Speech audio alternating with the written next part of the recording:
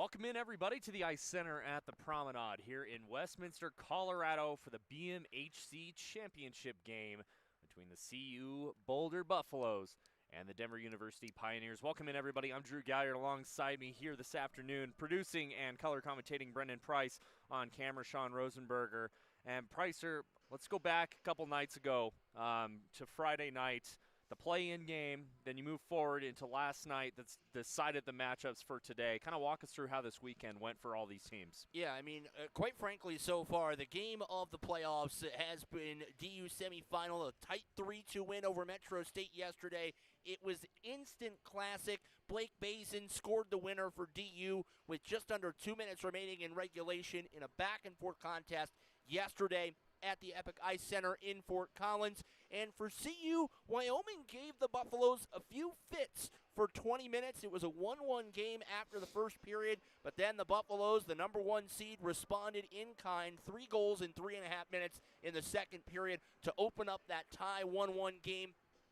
Made it 4-1, CU ultimately adding on and getting to a 5-1 final score. So both of these teams, they had roughly a full night of sleep, a little bit of time this morning. Not the tightest of turnarounds with the delayed puck drop. Originally, we were supposed to start play at 12:30 today. Yep. Some ice conflicts pushed the game back to 1:45. And frankly, Drew, the way that both these teams like to move north to south, the kind of game that DU played, it was physical, it was fast, it was hard fought yesterday. They're certainly not going to complain about an extra hour of rest coming into a conference championship. No, absolutely not. And again, as you mentioned, the game yesterday with DU against Metro State, not an easy win for the Pioneers here in that one, as Metro had a little bit of a down season, as we had talked about previously, but going into the playoffs, obviously anything can happen, and that game came down to the wire yesterday, and Metro just one goal away, a couple minutes away from heading to the championship game here. But instead, we got two good teams. Like I said, CU Boulder, they were the number one team all season. And looking down the BMHC score sheet here, CU, out of the top 5 scorers in the conference, they have 4 of them. Yeah, I mean, you talk about, sometimes you'll hear being star-driven is a bad thing. Not for this CU side. Brick Fisher, his first team all-conference, he averaged nearly 2 points a game. Connor Smithberger and David Levkis are major goal-scoring threats for the Buffs. And, I mean, you look at the regional rankings, CU currently 7th. They are comfortably in when it comes to regional play, and this is a team that really, Drew, I think that getting a win here today, securing a second Tivoli Cup, they could get out of regionals and make some noise and possibly get into nationals later this spring. Yeah, and I agree. And, you look at everything could change season to season. Last season, CU, solid team, didn't quite get to the top of the mountain there. Mm-hmm. And moving on into this year, they were a great team, finished 21-5, 1-1, obviously first in the BMHC. They were second in power play percentage behind this DU squad. They were first in the penalty kill at 78.1% with 3 shorthanded goals. And as you mentioned, Brick Fisher, first in the entire conference in points, 25 goals, 15 assists, 40 points so far on the season. Now, you turn around and you look at DU. Yeah, you don't have, 5 guys in the top 5 of scoring, but you move down a little bit. Cody Bjorndal is number 15th in scoring. He had 20 points on the season. Same with Nolan Patrick. Just haven't been paying attention or watching the entirety of the playoffs. Talking about what's going to happen with, not playoffs, like overtime and things like that. So just in case this game does go to overtime, there will be a 3-on-3 5-minute sudden death overtime. And the teams will switch ends in the second period. And tie games after the overtime period will be resolved with a 3-person shootout and then a sudden death shootout until a winner is declared. And the winner of this game clinches the conference, clinches the cup, and gets ready to move on into regionals.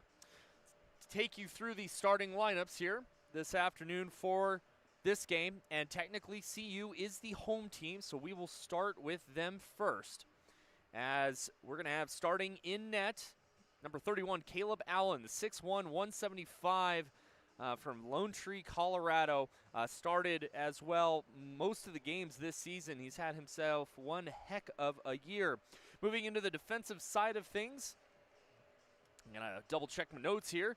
We'll start on the left wing side of things. Chris Valco is a heck of a defenseman as well. 6'2", 185. Thank you, Brendan. As well as Will Hadrick III. He's sitting back on defense. And another great player. And as we mentioned, Caleb Allen back on defense. Starting on forwards here for the Buffaloes. You got Ben Clark on left wing. David Levkis at center. And Brick Fisher on right wing. Moving on to DU, in between the pipes, Jackson Carlos, 5'10", 205 from Palos Verdes Estates, California. Sound familiar to you there, Brendan? Yeah, you know, a little SoCal action, and we talk about Jackson Carlos in particular. Both of these goaltenders that you talk about staying out of the box, limiting special teams, with these two teams being so good on the power play. Yep. Caleb Allen, 30-plus saves, only let in a goal yesterday. Jackson Carlos, 28 saves, only allowed 2 goals yesterday. And so you've got two guys between the pipes tonight, Drew, that they're playing their best hockey at the right time. Absolutely. On the defensive side for DU, Tommy Moen is going to be your left defenseman. And Kiefer Changwalker on right D. Moving on into the forwards here, you got Marcus Kaufman starting at left wing, Willem Van Arum starting at center, and then a player as well that we want to talk about, number 20, Blake Bazin. Is he starting today? Bazin is not starting today. He had the game winner yesterday. Again, we talked about that off the top of pregame, and so you mentioned some of the stuff that going on for DU coming into. They're wearing their Hodgkin's lymphoma recognition jerseys today. They wore those yesterday. The pink jerseys with the red and white trim to honor Blake Bazin. So in my mind, I thought he was starting today, so my apologies, everybody. Starting on right wing, it's going to be Rohan Anand from L.A., the 5'7", 150 winger. But let's go back to Bazin as well, because both of these teams have people that they're recognizing here tonight, and you'll see in just a few minutes DU's jerseys honoring Bazin there, Colson Bazin. But then on the flip side of things, CU Boulder, you might notice, that's here to me, Brendan, some green ribbons on the back of CU Boulder's helmets. And another player honoring somebody in their life going through something as well. You want to talk a little bit about that? Yeah, so we mentioned Bazin and DU, and then on the CU side, Isaac Neffs and some family members supporting his aunt who's currently undergoing some palliative care. They are wearing green ribbons, some green ribbon stickers on the backs of their helmets. So that'll be something that you'll see kind of interspersed throughout the game here today on everybody's helmets and the jerseys and like. Reminder, again, hockey is just hockey. It's here. It's a game. It's phenomenal. But, you know, it's really about the family and the community as well. Well, and let's keep on that topic as well. One of the sponsors here for the playoffs, and we mentioned over the BMHC Classic as well, Brought to Reality, also known as BTR, honoring the life and legacy of one of our own, Nick Bales. Nick created an apparel brand called BTR as a way of combating the challenges of mental health awareness, anxiety, depression, and suicide prevention. Will and Maria Bales, his mom and dad, turned BTR into a foundation, and through December of last year have provided over 2,084 counseling sessions and contribute at www.broughttoreality.com. And we talked a lot about that organization as well, Brendan, during the BMHC Classic. And hockey is just a game, and it is amazing what this game can do to bring people together. But it is it's just one heck of a thing to have so many people brought together by the one sport. And you'll see at the end of this game, these two teams are going to go at it. They're two very good teams. They're two very hard-hitting teams, physical teams. But you're going to see it at the end of this game when they line up for handshakes. That's all that matters. Yep. You're wishing the other team the best in their hockey careers and their personal lives. And that's something that's very cool to see from all these college kids here. We're 4.5 out from the national anthem and puck drop of this one, so we're going to take a quick break, and we'll get you everything you need to know once the puck drops here on the other side. We'll be right back here from the Ice Center at the Promenade on Price Productions.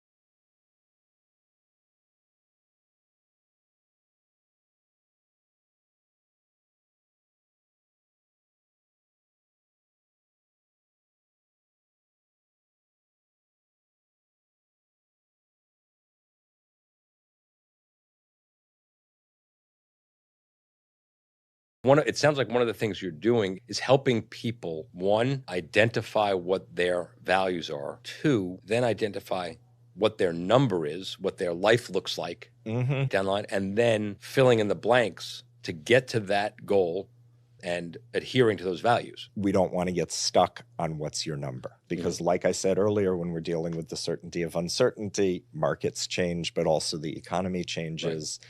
Whether inflation is faster or slower along the way, that is one of the other kind of biases in behavioral finance that we talk about is anchoring. If I tell them a number without really doing the work, all they hear is the number. They're going to hear that number, and if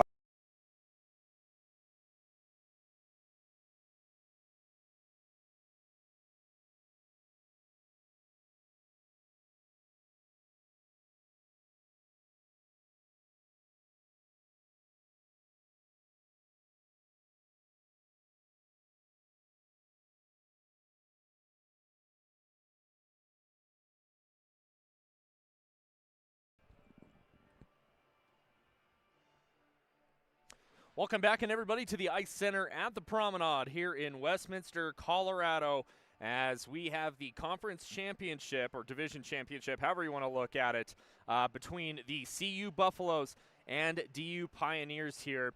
Getting ready to get underway here in just a moment. Welcome in, everybody. I'm Drew Galliard. Alongside me, producing and color commentating, Brendan Price. On camera, Sean Rosenberger. And during the last break, Sean brought up a good point here. CU this season, Brendan, has swept DU. Yeah, and I mean, you talk about it, it's bucking the trend, and we talked about it in the pregame crew where CU is at from a regional perspective. DU is in about the most precarious position you can be. They right now are in that 10th spot. They updated the rankings. They've given themselves a little bit more wiggle room, but again, the Big Mountain Hockey Conference does not get an auto bid. So DU having to do the hard thing themselves, and they really need a win over CU, not just for the Tivoli Cup, not just for the bragging rights, but also to try and secure themselves an opportunity to get to regionals in Salt Lake City. It's going to be a good one here. If you're DU, you have a lot to play for here. Again, CU's kind of the good season as we're getting ready for the puck drop here in this one. We got a clean sheet of ice. Again, I mentioned previously what the overtime rules are going to be. Everything else, Brendan, still exactly the same. You're going to have the same amount of time in between periods with the cut and everything like that, and trying to get your mindset ready for the biggest game right now of the season for both of these squads. And we talked a little bit before the break about the jerseys DU are wearing and the reasoning behind those, and they have a lot to play for. And getting the game winner last night, as you mentioned, was Bazin, Colston Bazin, Blake. My bad. That's wrong on my sheet here. Blake Bazin getting the game-winning goal last night against Metro State to send DU to the championship game here. Yeah, they're introducing the starting lineups. And, again, it's always a challenge at times on Super Bowl Sunday, right? Everyone kind of rolling in a little bit late. We mentioned DU in those pink jerseys this afternoon, and it promises to be a really fun 60 minutes. And, again, these are two teams that they score consistently. We talk about the star-driven offense for the Buffaloes, but the thing is they don't concede a lot, so this one should be tight. I'm expecting it to. And we talked about specialty teams as well. Both these teams numbers 1 and 2 in the BMHC on the power play. CU with a little bit better of a penalty kill here. That's going to be a big factor. Getting ready for the playing the national anthem here. We'll be right back on Price Productions.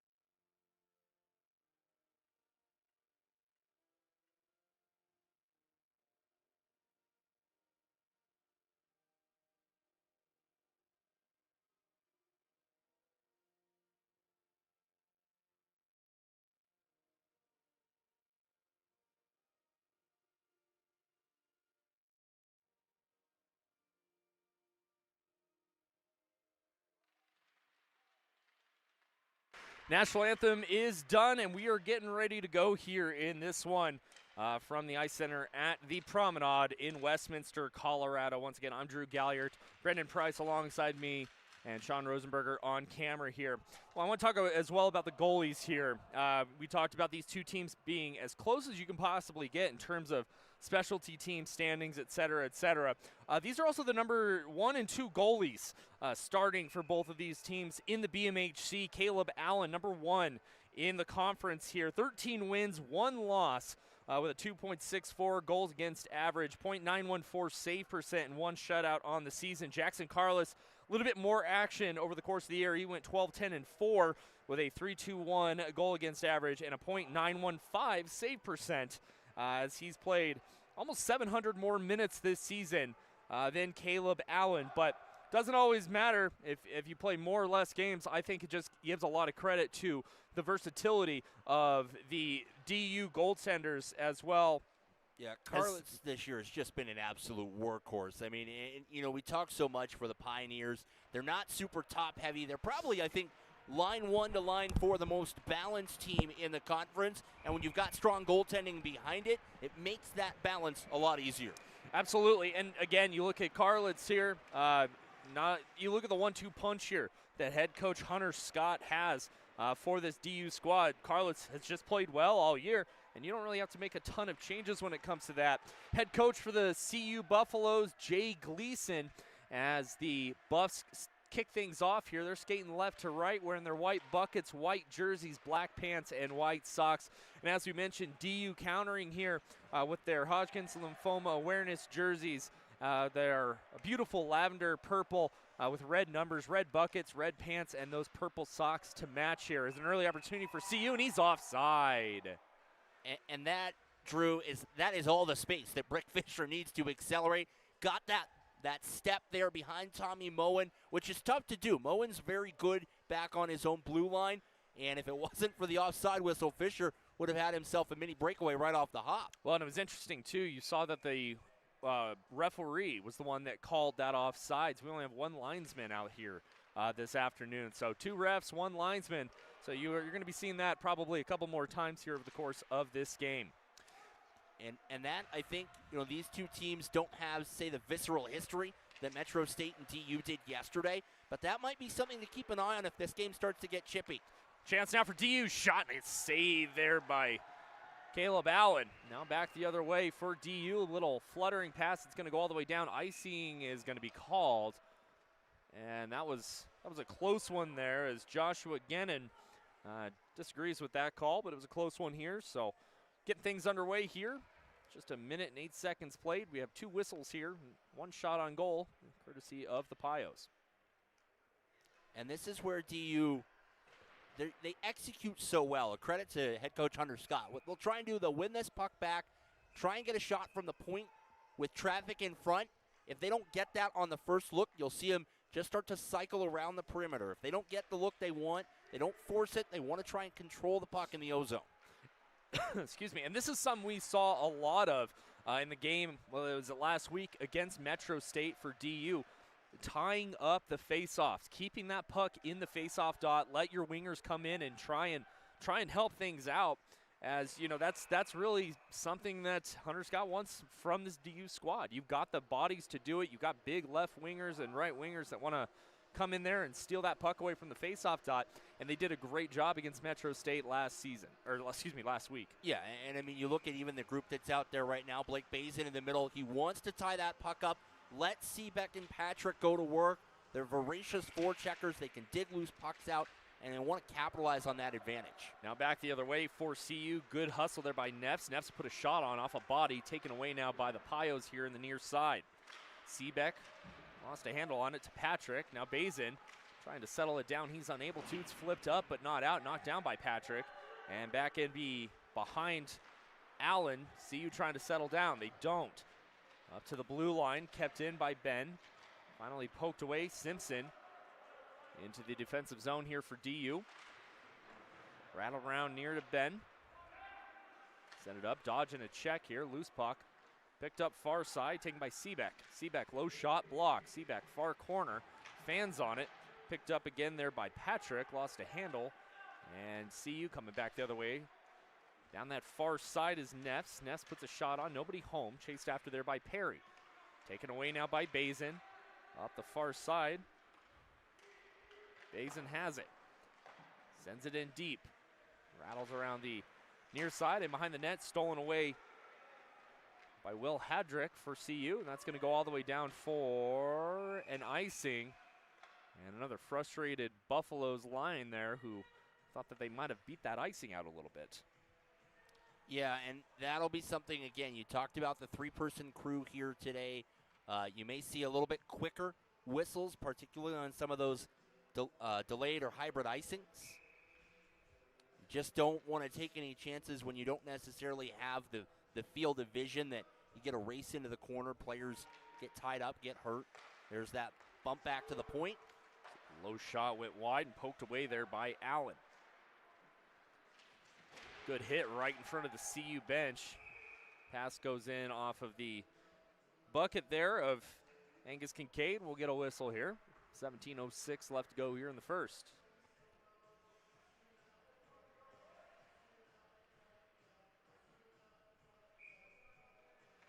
Faceoff going to be right at center ice. Krasowskis and Kincaid tied up, won by DU. Poked in deep, though, by the Buffs. Tied up along that far side. Stolen away, Levkis. Levkis sends it deep. Still tied up in that far side corner. Levkis trying to come away with it. It's loose in the slot. Good poke check there by Triplett. And that's, especially good. You've got Levkis in that bumper spot right between the circles. Good defensive zone work from Triplett to make sure Levkis couldn't get turned around for a shot. That was a good tip in deep there by Ben Clark to avoid that icing that has plagued CU early on in this one. Top of the point now, Buffaloes looking for their first shot on goal. Near side corner, Ralstet's shot goes off a stick, up and out of play, and hits the glass behind that net. And that's something we saw yesterday, Drew. DU, Metro wound up with 30 shots on goal, but man, DU ate at least 15 blocked shots. They were everywhere, giving up the body. And again, that's a philosophical aspect that you leave it. You don't just leave it up to your goaltender, You make sure that you get your stick in the way, get your body in the way, block shots, and keep the puck out of dangerous areas. And we saw that a ton last week again. I'm going to bring up that game against Metro because that game was such a good one to watch. Sean and I were both there freezing our heinies off at Big Bear Ice Arena, but it was still such a good game to watch with two physical teams and two teams that love to block shots. And I remember remarking to Sean, I wish that we had a shot counter and a block shots counter in that matchup because DU just finds a way to get their bodies in those shooting lanes. As that face-off won by CU and a quick shot went wide. And sent up but not out. Little turnaround pass just out of the reach there of Van Arum. That's going to go all the way down. We'll have an icing now on the defensive side here for DU. Still only one shot on goal here, and that belongs to the Pios. Want to welcome everybody in who's tuned in to Prize Productions here. Feel free to hop in that YouTube chat. Send us a message with questions, comments, or if I butcher any names, please let us know. As it looks like we're going to have a quick change here as we have another linesman. Well, so I think what they're doing is rather than going with two referees, especially with the early start the way it's gone, they're going to go with one referee and two linesmen to kind of alleviate, I think, some of those ice offsides. In a game with this kind of magnitude, every little inch matters. As a little turnaround pass there, kicked away and stolen by DU. And now, just like in beer league, that poor linesman's going to have to wait for a whistle to hop back on the ice. He's they right let back him on. Yeah, it's different. The referees have different rules. Do that once for me, it's delay a game. Anyway, picked up by CU. Smithberger looking cross ice. Top of the point, sent in deep. Chased after and picked up there along that far side. Comes out to the neutral zone. Kincaid was the one sending it up and out. Messner dodges a hit. Messner far corner. Poke checked away now by DU up the near side. It's going to be a little one touch off the board sent in by Perry. Picked up the defensive zone here. And cross-ice pass blocked, knocked away. A couple of Buffs players collide right at neutral zone. Picked up by Perry. And a diving defensive play there by the Pios. The first shot on goal for CU there. Carlitz with that right pad as well getting in the way. Chance now for the Buffs. Bad angle shot, wraparound opportunity, centering feed, kick save, and knocked away by Carlitz. Picked up by Hadrick, excuse me. Hadrick rattles it around the far side. Picked up in behind the net. Simpson sends it on his backhand down the near side. Pucks in up and out to the neutral zone. Shot in deep is Messner. We saw this a little bit yesterday, Drew. The start of the DU Metro game, both teams were fairly conservative, weren't taking a lot of chances, tried to feel each other out in a high-stakes contest like this, and so far that seems to be the way that the opening 6 minutes is gone. Just 2 shots on goal, a few shot blocks, but neither team has really been able to generate anything out of the neutral zone. Good hit there along the far side boards, and we're going to have a Buff that's a little banged up. He wanted to get off. That's number 27, Will Hadrick. And Basin there. And intercepted back the other way. From the Pios, little toe drag, fanned on it. Basin picks it back up. Turnaround shot, glove save there by Allen. He'll hang on to it and we'll get a whistle. Also, we have a couple of number changes here for a couple of Pio players as well, especially back on defense. Jack Gardner wearing number 4 and Garrett Vena wearing number 5. So my apologies. I will get those updated on my roster sheet here and hopefully be able to call their names when I see their numbers here in this one. Face off left side of Allen. Won cleanly by the Buffaloes. Little bank pass up the other way. 2-on-2 now. Down that far hand side. Drench, he's hit. Far circle, it comes out and rolling all the way down. There won't be an icing on this one. Allen comes out to play it, sends it up the far side. Levkis picks it up. Levkis, up to Corey DePonio. Ponio drops it off. Going to Ben Clark. Stolen now by DU. Out of their zone along the near side. Basin with it. Leading goal scorer, leading point scorer for this DU squad. It's pass just a little off the mark. It's going to rattle all the way around the neutral zone and up the near side. Corey DePonio lost a handle on it, and Basin takes it away. Basin, good little move, a little too far though, and he's still offside. Sent in deep there by DU. And Basin and DePonio having words as they both go off for a change. Puck flutters down the far side.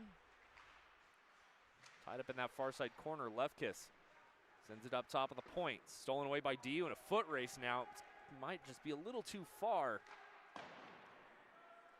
That was Colston Basin.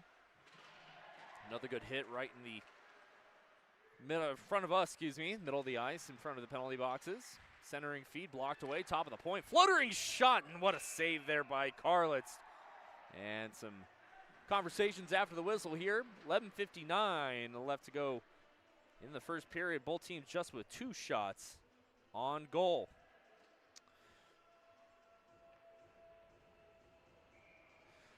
Fans, you want to sell, buy, trade, and win. You may never outgrow your favorite sports, but you may outgrow your equipment. Your locally owned Play It Again Sports provides an easy way to sell your quality used sports and fitness gear and get paid on the spot or trade up for what you need now. Visit them at 13075 West Alameda Parkway in Lakewood, Colorado, 80228, or go to playitagainsports.com/location/Lakewood-CO. Face-off one there by the Buffs. Center and feed, nobody home. Now with some speed back the other way. Down the far side, Van Arum. Right circle. Centering feed knocked away. It was a good look here. So that was the best look either team has had in the opening 8.5 minutes. And, that was generated because of the speed of Van Arum lookout.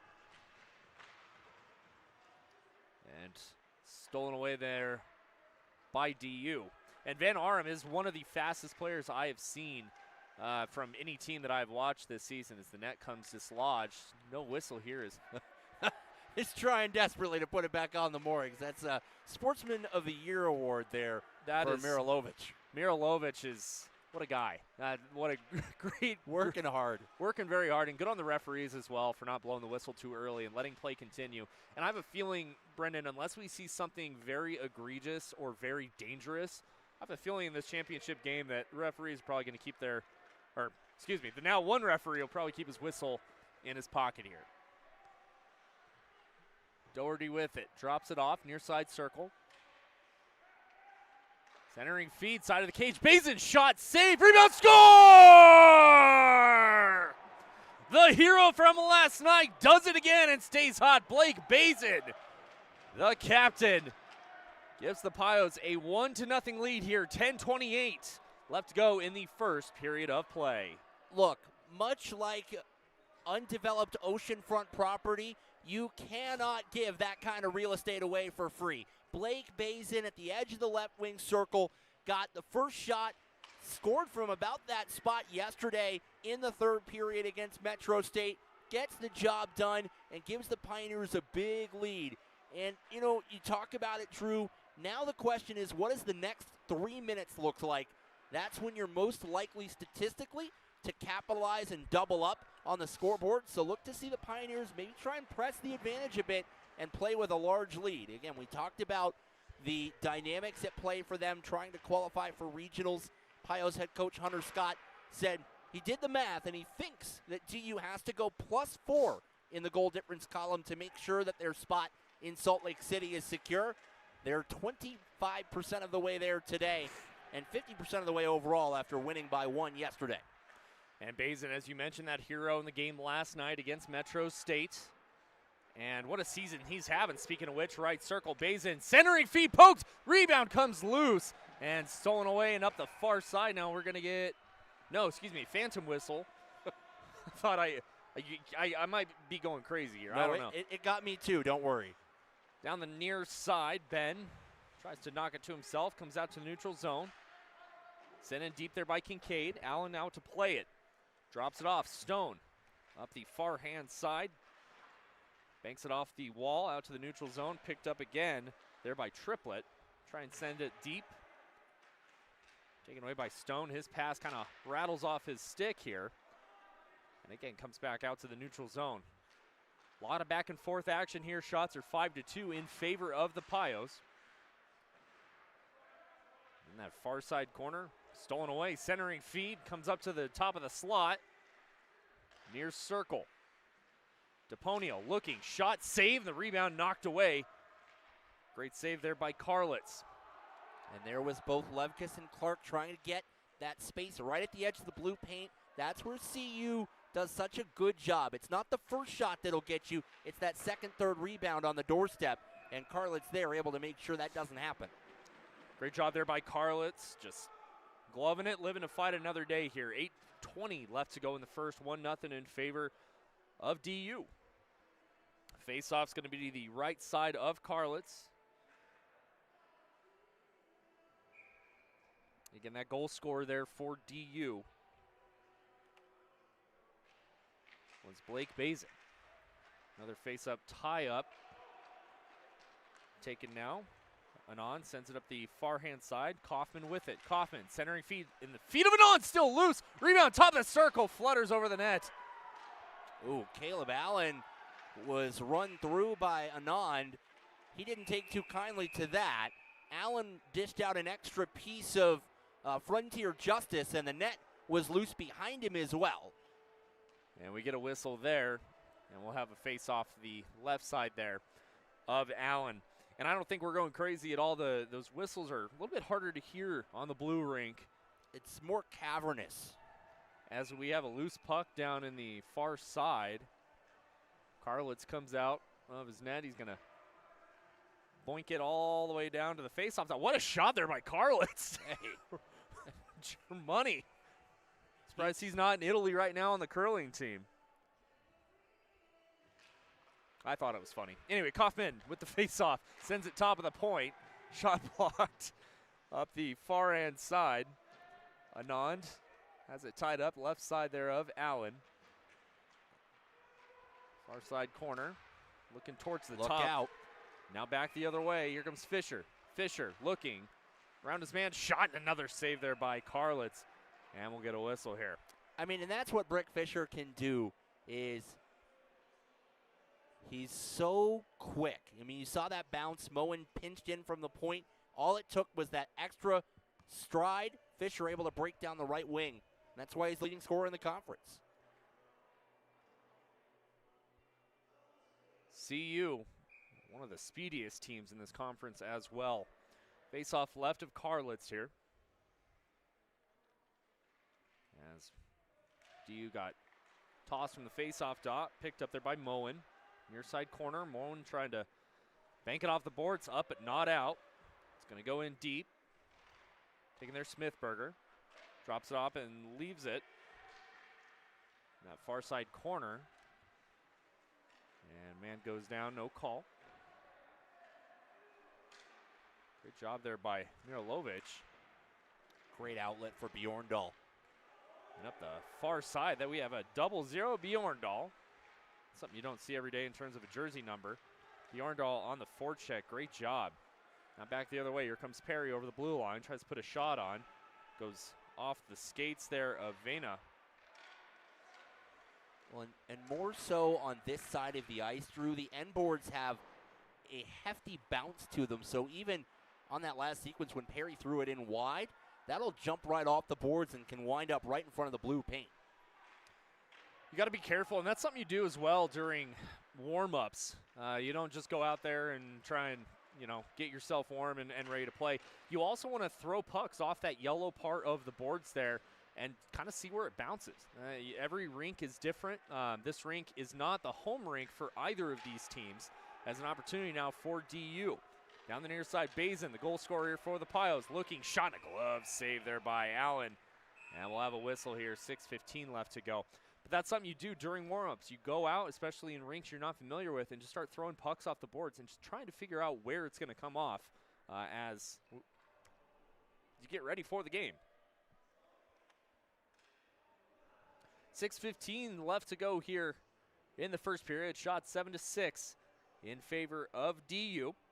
New York Life, your future built with confidence. Financial decisions are easier with a partner by your side. New York Life's agents and advisors take the time to understand your goals and dreams so you can build the future you imagine. Visit them at www.newyorklife.com. Face off right side of Allen. Bazin lines up to take it. Tied up once again, taken now by CU. Stone with some speed, gets around his man. Lost a handle on it. Poke checked away there by Vena. Top of the point though. CU near circle. Lost a handle on it. It was Hadrick. Sent up and down, goes off a body. Icing's waved off. Allen trying to direct traffic here as the forecheck of Seebeck is there. Defensive zone up the near side. Book with it. Takes a hit in front of the DU bench. Bouncing puck to the neutral zone. Seebeck trying to settle it down. Went a little too far off of his stick there. As Sigmund up to the neutral zone. Bazin far side. Picked up there is Seebeck. Seebeck flutters it all the way to the near side corner. Bazin on the forecheck. Bazin gets there. Had a man streaking in. Couldn't pull the trigger and get it off. Top of the point. Looking. Fans on the shot was Jack Gardner. And DU's going to retreat now to the defensive zone. I love the second effort there from Gardner. He fanned on the shot, and immediately he backtracked, made sure that CU couldn't break out behind him once he overcommitted. And again, you're not going to see it on that sequence. You may not see it right now in this period, but that's the kind of little thing, the slight edge that can make the difference in a championship game. Well, another thing I liked as well was that quick change and the quick breakout by DU. They saw CU changing up a little bit and immediately called for it, got a quick shot on, which led to this offensive zone faceoff, and now back the other way. Here come the Buffs. Right circle, taking it in, shot and a save by Carlitz. Rebound comes free, tipped in. Carlitz makes a save. Look out. And we'll have a whistle here. And that's something, if you're the Pioneers, you need to be aware of. That speed of CU is brutal. And again, that's one of the things that, you look at the overall record, right? 21-5, 1-1 for CU this year. One of the areas that, when we talk about DU, I think has a leg up on the rest of the conference, and that's been a balanced lineup really all the way up and down. They can roll all four lines at any point in a game. I think for CU, the leg up they have is they just on the top end are so fast. They are so good, especially taking advantage on the counter through the neutral zone. They can create a lot of 2-on-1s, 3-on-2s, and that's where their bread and butter is made offensively. Absolutely. Face-off one comes out to the neutral zone, knocked in, though, by CU. They come away with it. Pass goes off a body, kept in, though, by the Buffaloes. Top of the point, down in the near circle. Levkis is there. Had his pocket picked by Kincaid. And Pioneers now trying to set up the breakout. They do. Coming up the far side. A little miscommunication there as Colston Basinhead zigged instead of zagged. Buffaloes will start their breakout now. Another thing, too, that I like watching CU do is they don't take a ton of icings, Brendan. No. Off those cross-ice passes, you always make sure that it goes off a stick and put the proverbial puck in DU's hands as we had a stick knocked out of the hand there. That was Van Arum who was trying to motor in and again negate that icing. And to that point, Drew, I mean, you look where you're at in the first period, under 4 minutes to go, and DU just, they're very disciplined. They don't take a lot of icings. They don't take a ton of penalties. They don't really give you the kind of opportunities that maybe you're accustomed to getting as an opposing offense. And so really what that becomes is, can the Buffaloes generate for themselves that offense? I mean, even the second chances so far, you see the shot count, 8-8 through 16 minutes of hockey. They've had a couple of double opportunities in front, but by and large, DU has really limited what CU has been able to do in the offensive zone. DU now trying to get another one here and extend their lead. And I'll tell you one thing, Brendan. Ooh, the big hit right in front of us, in front of the score sheet. And we have a man down there. That's Gage Perry. And Perry's slow to get up, but it looks like he is getting up. That's good to see. Yeah, Van Arum is okay, takes the penalty, right? Wants to pass the message on to Connor Smithberger that kind of hit won't stand to pass. And it was, you can't really see it with that backdrop in front of us, to your point, Drew, but it was a hit from behind. And so the question is really going to be, is the Van Arum minor going to cancel out Smithberger's original penalty, or will it be a double? It looks like we do have a 2-minute up for Van Arum right now. Yeah, they're going to have to do some mental math down there. And looks like we did pick up another referee here. So we do have a full referee squad here. Look at that. Both players did get two. Smithberger's being shown the gate. No, he's out of the box. He's out. They let him out. So no penalty on the hit. And at the moment, it appears to just be a CU power play, which is pretty dangerous for a team like CU. Again, I mentioned how good both of these teams were on the power play this season, and second in the conference on the power play, with a 41.6 power play percentage behind this DU squad. And the referee's now giving an explanation there to head coach Scott. And I'll tell you, Drew, Hunter Scott has been getting his money's worth with the officials over the last two games, because yesterday DU had a disallowed goal. It was feisty between both benches at the Epic Ice Center yesterday. So, again, high stakes, high emotions, and now a big penalty kill here for DU. Face off right side of Carlitz. Good opportunity now for the Buffaloes. We have a man tossed here from the face-off dot. That's Kincaid. Yeah, and DU, no surprises. They'll start with that #1 penalty killing unit. A little miscommunication there off the face-off win for the Buffaloes. They're going to have to retreat all the way to their defensive zone here. As Hadrick with it. Seabeck, Kincaid up top. Good work from Griffin Young there. He's out with Zach Bain. A 4-man penalty killing unit for DU. And I tell you, we talked about it yesterday, but I don't know that you've got a better tandem than Christian Seabeck and Angus Kincaid on the penalty kill up front. No, this DU squad, again, I mentioned in the pregame how good both these teams are at the power play and penalty kill. Buffalo's now with their first chance. Turnaround shot and blocker save there by Carlitz. Good look as a couple players collide, sent up and all the way down. As DePonio is going to come out and pick it up here. That's Corey DePonio, rather. Up that far side, DePonio into the far side circle to the slot. Little toe drag shot.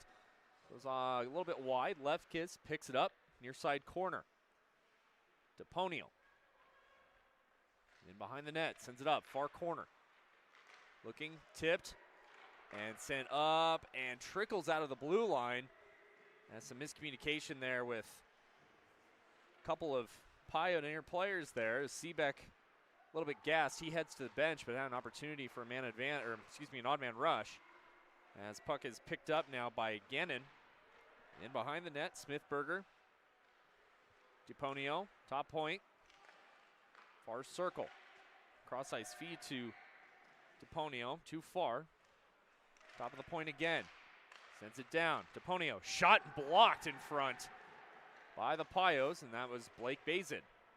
It's been a great penalty kill thus far for DU. Only have to shave off another 10 seconds, and even with all that ozone time, what a takeaway. And a good takeaway. Fan on the shot, though, but kept with it, centering feed just a little too far. That was Mirilovic with that steal. Moen picks it up as DU is 1 for 1 on the PK here. As we approach 1 minute left to go. Stolen away. Looking, shot, glove save, rebound, shot, another save by Allen. As Brophy looks to the heavens there. He had 2 good opportunities. And Allen just comes through here. 1:06 left to go in this one. Drew, Brophy had 2 great opportunities there. Had the C's part in the high slot, and Allen made that initial save with the heel of the glove. The rebound popped out to a dangerous position. Allen was a smidge out of position, able to recover well, and stop Brophy on the rebound. And you're starting in this final minute of this first period a little bit of danger zone here. You do not want to concede a goal right before the break. That is a momentum killer or maker, depending on which side of the coin it falls. Just as a shot there from the blue line gets swallowed up by Carlitz. Just need to call Kenny Loggins. Indeed. Don't want to be in the danger zone. It took me a second. I was Sean was right on it. He knew. Yeah, I was getting there a little bit slower than the rest of us. And the good news for this game as well is it looks like we're going to have some live stats, which is great. It's a net win. That's a very net win. As Stone picks it up at the top of the blue line, 40 seconds left to go. Shots all tied up at 10 apiece. Comes out to neutral zone, picks up by Patrick. Big collision right at the face-off dot by Stone and Patrick. Good clean hit there. Patrick picks it up. He takes another hit right at the stanchion at the end of the CU bench. Puck comes free. 20 seconds left to go in the first period. Man hauled down. That's going to be another penalty on DU. And with 15 seconds left, the Buffaloes, unless they score here, will start the second period on a power play. And we talk about, and this is a double whammy for DU as well, because it's not just that they have a penalty. It's Christian Seebeck, who's one of their best penalty killers. So you're going to have to see Hunter Scott shuffle things a little bit up front.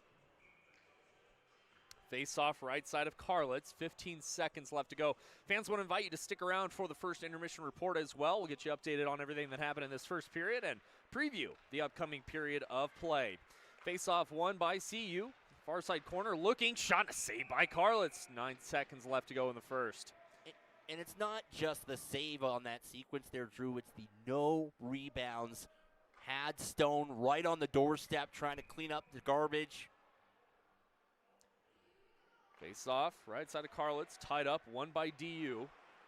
Rattles up off the boards, kept in, 5 seconds left to go. Shot and a good block. What an E. Right at the blue line there, I believe that was. What a pair of shot blocks to end that period. I think that was number 85, James Triplett, from the top of the point there. So after one period of play, the Pioneers with a 1-0 lead on the CU Buffaloes here. But the Pios will start the second period on a pretty long penalty kill with 1 minute and 45 seconds left on that second penalty. We'll take a break. When we come back, we'll bring you that first intermission report here from the Ice Center at the Promenade. 1-0 in favor of the Pioneers. We'll be right back here on Prize Productions.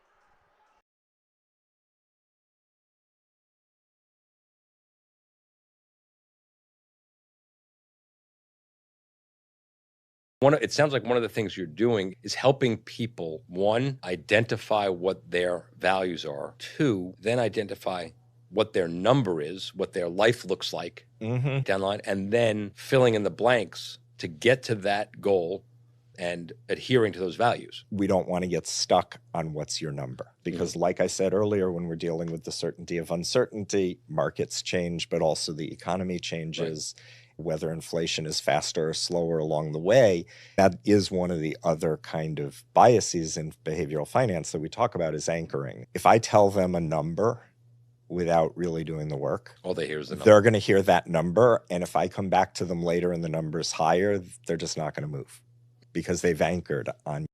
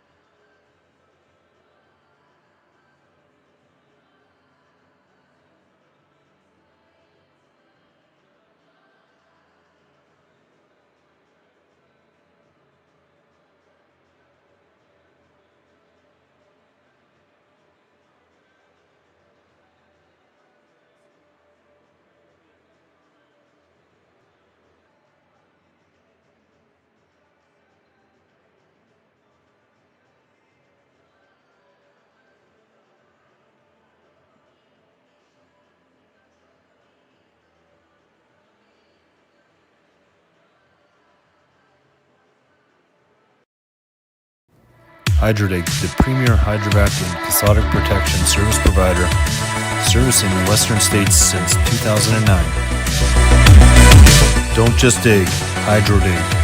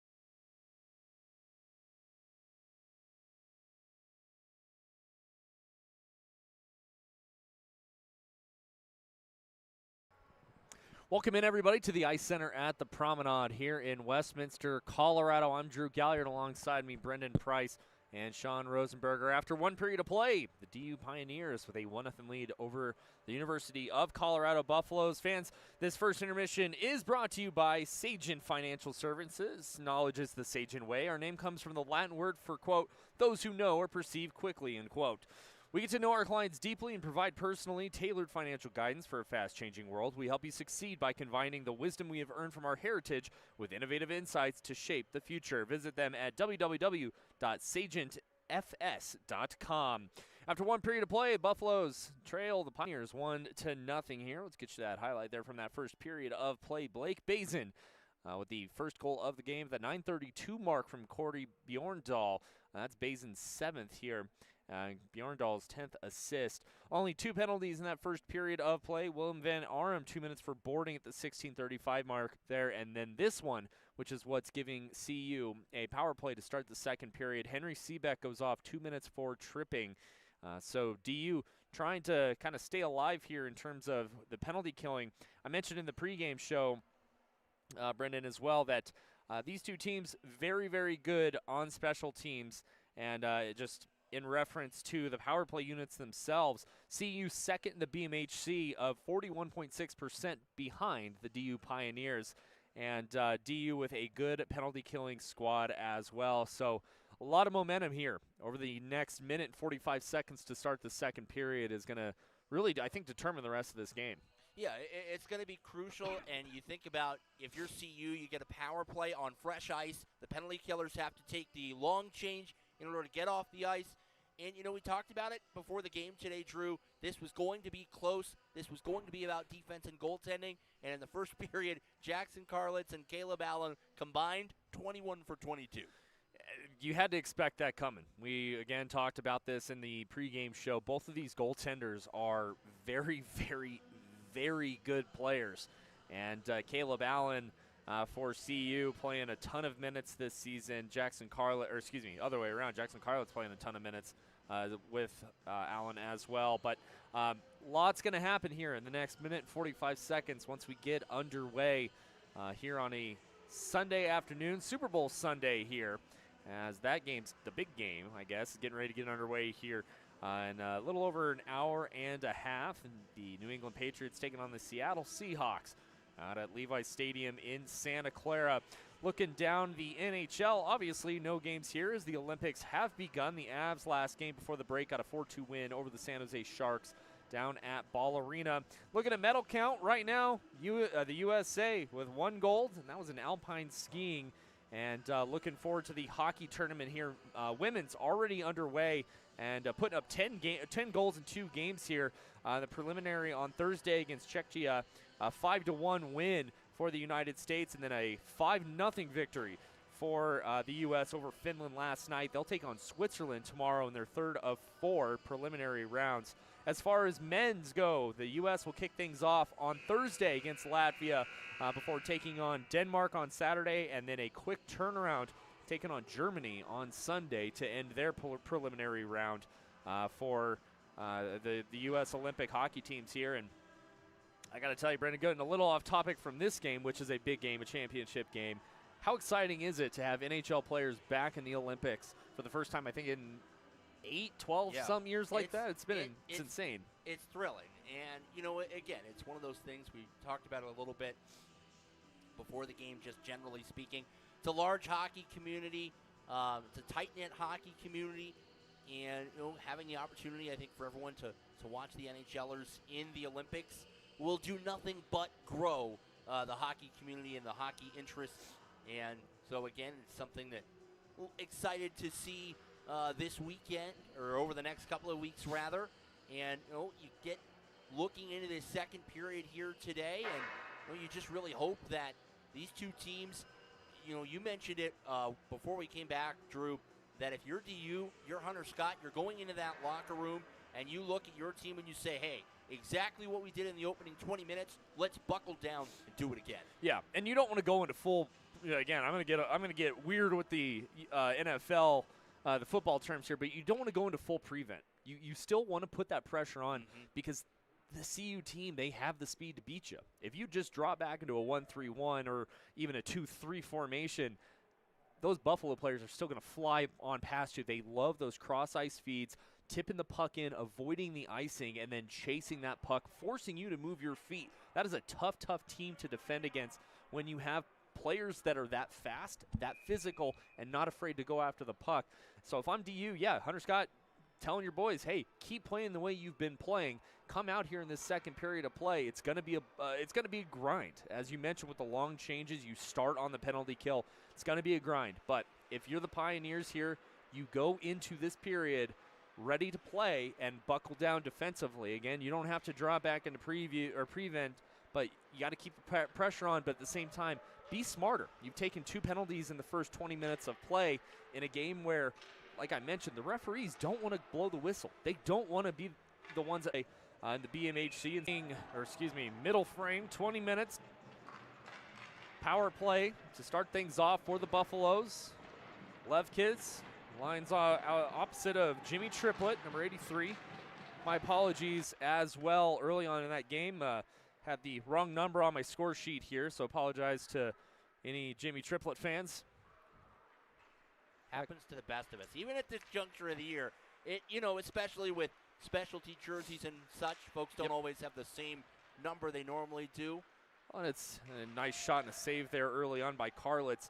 It's tough, too, because players, they change numbers and get new jerseys, and obviously with issues with shipping and transporting as a shot goes off the post there by CU, sometimes you get mixed and matched jerseys, and that's just kind of the way it is here in the BMHC and college hockey in general, as programs do their best, and we do our best up here in the booth as well. Levkis here, minute left to go on the power play, fakes the slap shot, turnaround shot, he scores! Boy, what a ripper there by David Levkis. Yeah, I mean, Levkis, I was about to say, as he entered the zone, on the last couple of entries, he's been a little bit passive. He's made that head fake, moved to the left wing, and deferred. And I was wondering and waiting if that was all an opportunity to try and open up some space. Levkis got Karlitz to overcommit just enough. Rips one in off the post, gets it into the back of the net. And we talked about it before we came back, Drew, that, if you're CU, you wanted to make this power play count, second best unit in the conference. They take advantage, and we're right back where we started. I got to give it to David Levkis there. What a shot. A little fake slap shot, takes it in, little toe drag, top corner. You cannot, as a goaltender, if you're Karlitz, you got to let that one roll off you. You can't stop that. I don't think anybody could have stopped that. Yeah, I mean, that, we talked about it off the top of the telecast. This is a star-driven team. It's a star-laden team. And, I mean, that's just a goal scorer's goal. I'm going to have to steal that move here in my beer league game tonight, Brendan. Little head fake. I mean, I'll shoot it wide right, but at least I can try. Hey, I had a coach that once would tell me it's a $1 move and a 5-cent finish. I gotta bring that up to my buddy. Shout out Jay Weber here. Known that kid for a very, very, very long time, and I always like to give him grief. He's a good offensive defenseman, but I love watching him make a move, get all the way to the front of the net, and then just sail it or ring it off the post. Now, I can't really give him too much grief here. He is leading our team in points, so I got some work to do to catch up to him. But I was gonna say, what does that say about the rest of you? If he's leading you guys in points, it means I'm not very good. I'm like 14 years past my prime there, Pricer. That's why I'm on the radio. Face off one by DU, a low shot as we had a few players collide there in that neutral zone, which opened up the hole there for Moen to take a shot as the puck's going to go all the way down for an icing here. So 18-18 in the second period of play, and we have a tie game here at the Ice Center at the Promenade. Yeah, it's been a good game so far, and again, it hasn't quite had the same frenetic intensity that yesterday's semifinal did, but nice redirection in front. And an opportunity there poked away by CU, and now they're trying to bring it back the other way, maybe get a change out of this. A good collision there up the near side boards. It's a good hit there by Krasuskis. Puck comes free. Forecheck in there to Ponio. ties his man up, far side corner, and sent up off a stick in on net. Allen's going to come out to play it. He'll leave it, actually. Right side of Allen in behind the net. That kid's trying to get rid of it. Looks like it was kept in there by Vena. Good move, Van Arm with it. Shot, and it just goes wide. Boy, he had a good lane there. Yeah, he did, and I think there was a little pocket of space short side to beat Allen as well.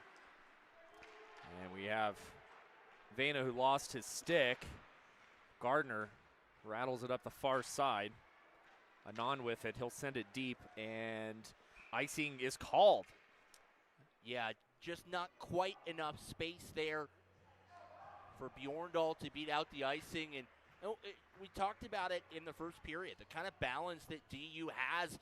You mentioned Cody Bjorndal in the pregame. That's only the second, third time we've called his name tonight. And Hunter Scott has really been able to be flexible and balanced with his line so far.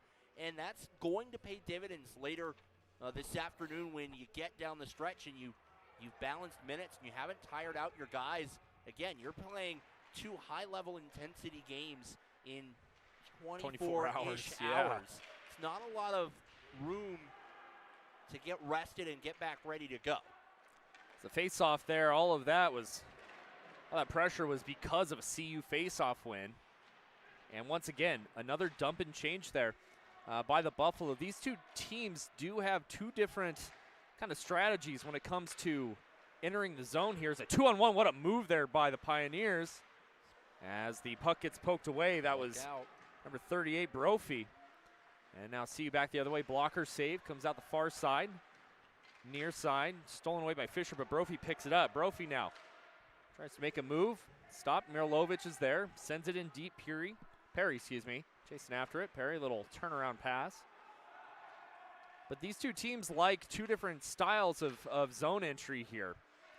As you see the long cross-ice feeds, as the Buffaloes with an opportunity stolen away. And now here come the Pios, right down the middle. Anand looking, shot and a glove save. Good chance there. And, excuse me, I don't think that was Anand. That was Bjorndal. Bjorndal, my apologies. 0-0. And, you mentioned it, Drew. You talk about the distinction. These two teams want to get north to south differently. And right there, CU tried to send 3, stack that blue line, put the pressure on Griffin Young. The Pioneers able to soak it up and then hit Bjorndal leaking out the other way for a mini breakaway. And it just didn't look like Cody was able to quite get into 4th, 5th gear. He likes to come into the net with a lot of speed, and it felt like that was a little bit more slow and deliberate compared to how he normally wants to attack the net. Another face-off won by DU, unable to get a handle on it. And sends it deep. Now back the other way. Bazin, shot and a kick save. Colston Bazin, good look. Tries to drop it off there. Picked up again. Pumps the brakes. Far side circle now. Top of the point, looking shot, tipped, goes in on Allen. He kept an eye on it and made the save. Good look there by Chang Walker there. Yeah, and there's another guy, right? We hit balanced minutes. I feel like a broken tape here. I mean, Kafir Chang Walker, same thing. He eats up a lot of minutes for Hunter Scott at the blue line, and it's not that he hasn't been out there, but you've been able to balance those minutes. That's his first shot on goal today, and he's a guy that really has a strong offensive game on that side of the puck. Face off left side of Allen. Another tie up, but won there by CU. Kept in. Good job there by Patrick. Finally bounces out, and we're going to get a whistle here. And it's going to be a penalty call. We'll see who the guilty party. It's a slashing penalty. And that's going to go on the captain, Isaac Neffs. 5'9", 165, Littleton native. And Neffs is a 2-time all-conference player, and the Pioneers will get their first power play, and this was an area yesterday, Drew, where they made it count in the 3rd period on the power play. They scored on a major power play, but it was rough sledding for Hunter Scott's team yesterday, 1 for 6 on the man advantage against Metro State. They got the win, and that's what matters. You don't have an easier test here against the Buffaloes, but you do have the top power play unit. Moen, top point, looking far side, drops off, Van Arm, shot, kicks just wide. Puck rattles up the far side boards all the way down. Karlitz is going to come out and play it. Moen and Van Arm here down the back end. Pumping the brake, Moen, back to Van Arum. Fans on it, stolen, DePonio.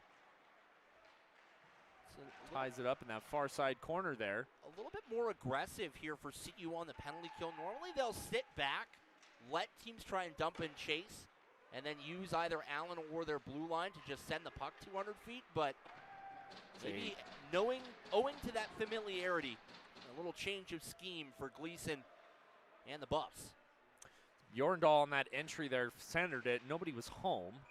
Goes off a body up and out of play, and we'll get a whistle here at 14:40 mark, left to go in the second period. A minute left on the power play for the Pioneers. Yeah, credit to that fan over there. Had that puck split the gap and then, just threw it back out on the ice. But now, see kind of there at the top of your picture, kiddos come over and been like, but I wanted that puck. I would have taken that. Face off outside of the blue line here, won by CU. They'll again bank it off the boards, didn't go all the way down. Picked up by Chainwalker. Chainwalker drops it back off. Now the breakout starting for DU up the near side. Seebeck puts a shot on off a body. Chainwalker picks it up, near side circle. Into the corner, Chainwalker still with it. Lost a handle on it, poked away, sent up but not out. Sent in, opportunity now, centering feed, shot, save there by Allen. DU's not getting a lot going in terms of setting up the power play, but still getting some good opportunities here. Up along the near side, goes all the way around. Seebeck chasing after it, top of the point. Looking for Seebeck in front. Or excuse me, rather that's Bazin. Blake Bazin, back to Seebeck. Near Great side, pass. Chainwalker looking, shot, tip, just goes wide. I should say. A couple players tied up, that was Gennin. Picked up there by Gardner. Gardner dodging the forecheck, still with it. Got a stick out in the middle of the ice here. A couple players collide. Oh, man, Smithberger was wide open on this near wing. Buffs Oh, what a hit by Patrick. Right in front of CU's bench. That's going to get some attention. He's going to get called for that. I wonder, we'll see what a signal from the official. Yep, that's what I second. thought. Yep, it was that extra shot from Patrick. The first hit was clean, but on that second hit, you saw it right below us. Patrick extended the arms. With the cross check. Yep. Good. You know what? That's a great call by the official. Mm-hmm. And again, like we had the I don't know, benefit, beauty of you could read the official's lips. He very clear. He was like, it was not the first hit. It was the second one. He put up the peace sign, gave him the two fingers saying, hey, the hit was clean. The hit was beautiful. It was that little extra cross check. And that's just a rough penalty there by Nolan Patrick from Parker. Well, now, the Buffaloes 1 for 1 on the power play.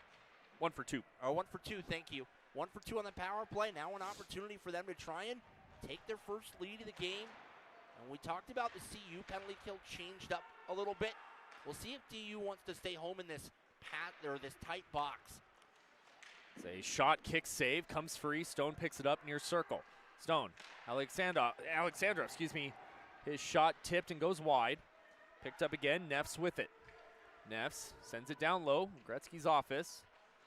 Right circle, shot, a score! And that, my friends, is Brick Fisher in a nutshell. He does not need a lot of room and absolutely barrels up. I mean, I don't know that there's many goaltenders that are going to stop a slap shot like that. No. That gets pulled over for speeding in Wyoming. Well, and Fisher here having some words for the DU bench. And he's still chirping at the players on the ice here. Good on DU for just kind of letting it slide. Goal scored at 7:30, or 7:40 rather, of that period. I'll tell you, Drew, he absolutely tattooed that thing. Oh, it was a heck of a shot. Levkis now lost a handle on it. Levkis centering feed, slot, shot, and a blocker save. Good look there by Karlitz. Kept in, Palachik sends it in deep. Chased after now, DU on the breakout, an opportunity, some speeds, and more of a 2-on-2 is a little toe drag shot, goes wide. Picked up near side. Taking away Palachik, sends it up and not out. DU's got to tag up though. And Levkis dishes a hit here. Knocked down at the neutral zone. And I know it's only 2-on-1 now for DU looking. Shot, rebound, comes free. Couldn't get a clean handle on it. We got a power play coming up here Looks like for DU. Yep. And so now another good opportunity here for the Pios here to tie this game back up. CU 2 for 3 on the power play here so far in this one. You don't love that penalty, but you don't hate that penalty either. I mean, that was a freebie on the back door for Bjorndal. If he had gotten that rebound, it'd be 2-2. And okay, left kiss is going to the box. There was a little bit of confusion there. Yeah, they had to make sure they got the right buff in the sin bin. And now you look at it, DU trying to tie this thing back up. I was going to say that even though it's a 2-1 game, the way CU has put together those 2 goals, you felt a little bit of danger zone there with the Buffs taking the lead, but now an opportunity to square things right back up. And they didn't have a lot of offensive zone time on their first power play, as you mentioned, Drew, but they were effective in the O-zone. And CU able to clear it all the way down here as we reach the midway point of this hockey game. Stops in behind the net. Breakout now starts for the Pios. Chang Walker dodging a hit. Looking up for Seebeck, goes off of his skates. It's going to go down and cleared. Knocked down. Gardner with it. Sends it up the far side. Some good speed there by Siegman. Siegman, bad angle shot, saved, kicked away. Tied up to the right side there of Allen. Picked up now. Pioneers with it. Centering feed, nobody home. And boy, if you're the Pios, you got to start looking at the points a little bit more here, especially on the power plays. Trying to force that neutral zone or that slot area pass just isn't really going anywhere. Well, and again, it's something that normally on the man advantage you'll see it's Moen, it's Young, Vena, Gardner. They're really good about getting the puck up to the blue line and generating offense from there. But, I think maybe some of that CU speed, you're worried about them cutting off those east to west passes and going the other way for a breakaway. It's kind of affected the Pios power play in a way I don't know that they had anticipated today. 30 seconds left to go on the power play here. We are officially halfway through this one, 2-1 in favor of the Buffaloes. Gardner with it, right side, trying to make a move. He gets held up. Near side corner, Gardner with it, drops it off, in behind the net. Centering feed, nobody home. Sent up but not out, Gardner with it, looking for a lane, tries to no-look pass, and it's going to be sent all the way down. You see the frustration there by Gardner. Van Arum just couldn't get there in time. As a fluttering pass, and the penalty is over. It's going to go down, no icing. Allen comes out to play it. Well, and even on that last sequence, that was really what DU wanted to do on the power play. Establish that point. Anand maybe fortunate to not wind up with a penalty there. Puck going to rattle all the way down, chased after by Miralovic. He'll get there along with Perry. Try and tie his man up, nobody home. Buffalo seal it away now. Down the right side, Gennon, he'll send it in deep. Cross-ice feed, nobody home. 2-on-1, now is a shot and a save there by Karlitz. And we'll get a whistle. Shots 21-21. Tied up here in the middle frame.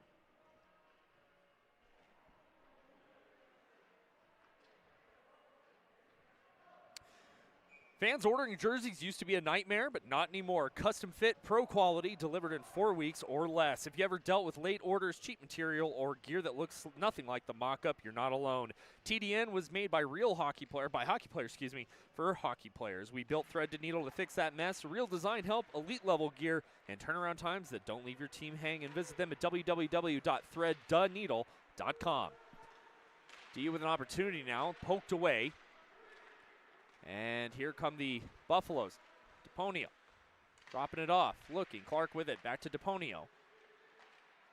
Good pass there by DePonio, but better defensive play by Triplett. Triplett sends it in, up on Allen. He'll cover it, and we'll get an offensive zone face-off here for the Pios. One of the things that CU does so well and really pivotal for them in terms of that 21-win season is when they get a lead, what they do is I'm not going to say they get conservative, but they know exactly what they want to do. They just play solid, disciplined hockey.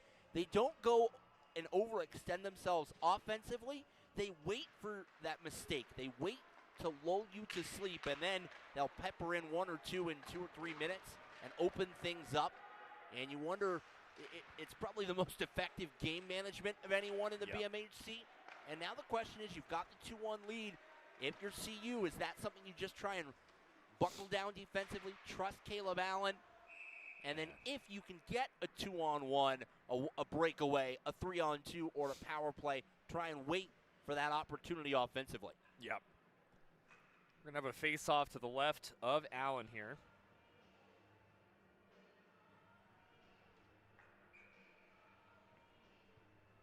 .8:20 left to go in the second here. Mirilovic lines up, takes the face-off. He'll follow it up. Centering feed there was Bjorndal. And nobody home, and now back the other way come the Buffaloes. They'll flutter it in. Good paddle there by Karlitz. And now back the other way, DU trying to get some speed. Just not there. And again, you see the Buffaloes just clogging up the neutral zone. Oh, good find from Brophy. He's had a really strong second period on that line with Bjorndal and Colston Basin. Look out. Centering feed knocked away, still loose. CU puts a low shot on, goes wide. I'm stunned Messner. Gannon didn't take that shot. Ralstad, right circle, passing, shot goes wide. Back up to the blue line. Ralstad sends it low. Near side circle, some room now. Shot and a blocker save. And we have a DU defender without his stick. Yeah, that's Mirilovic. 5 on 4.5, and man, that's 3 shot blocks from Griffin Young, who smartly just escorts the puck the length of the ice. And also didn't send it all the way down, so that's great. That's a curling bounce.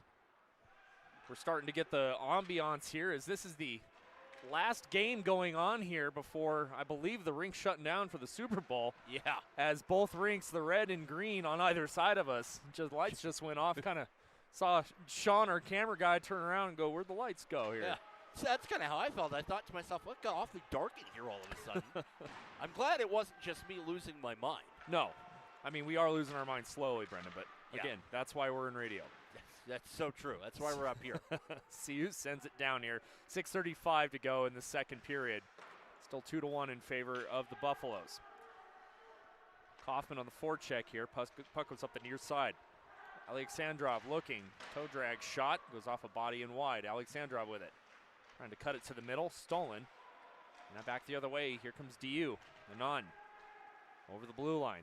Cuts it wide. Anand, little backhander. Save. A rebound comes out. Picked up again. Van Arum.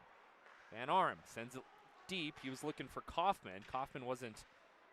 A tough break for Van Arum on his offhand side. He really would have shot from that kind of real estate, but he was on his backhand the whole way.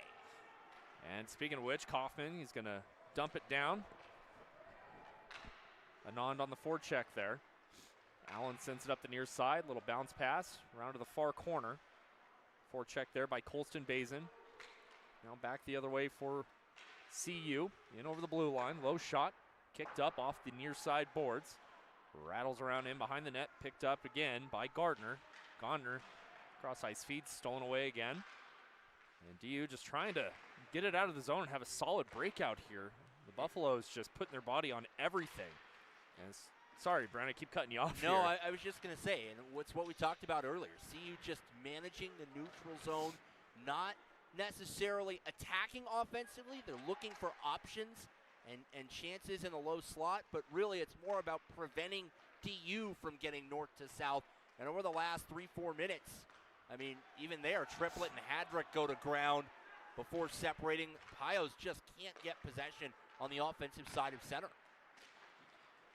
And back the other way now, Vena going to carry it himself. Vena down the far circle. He'll pump the brakes. Puck is loose.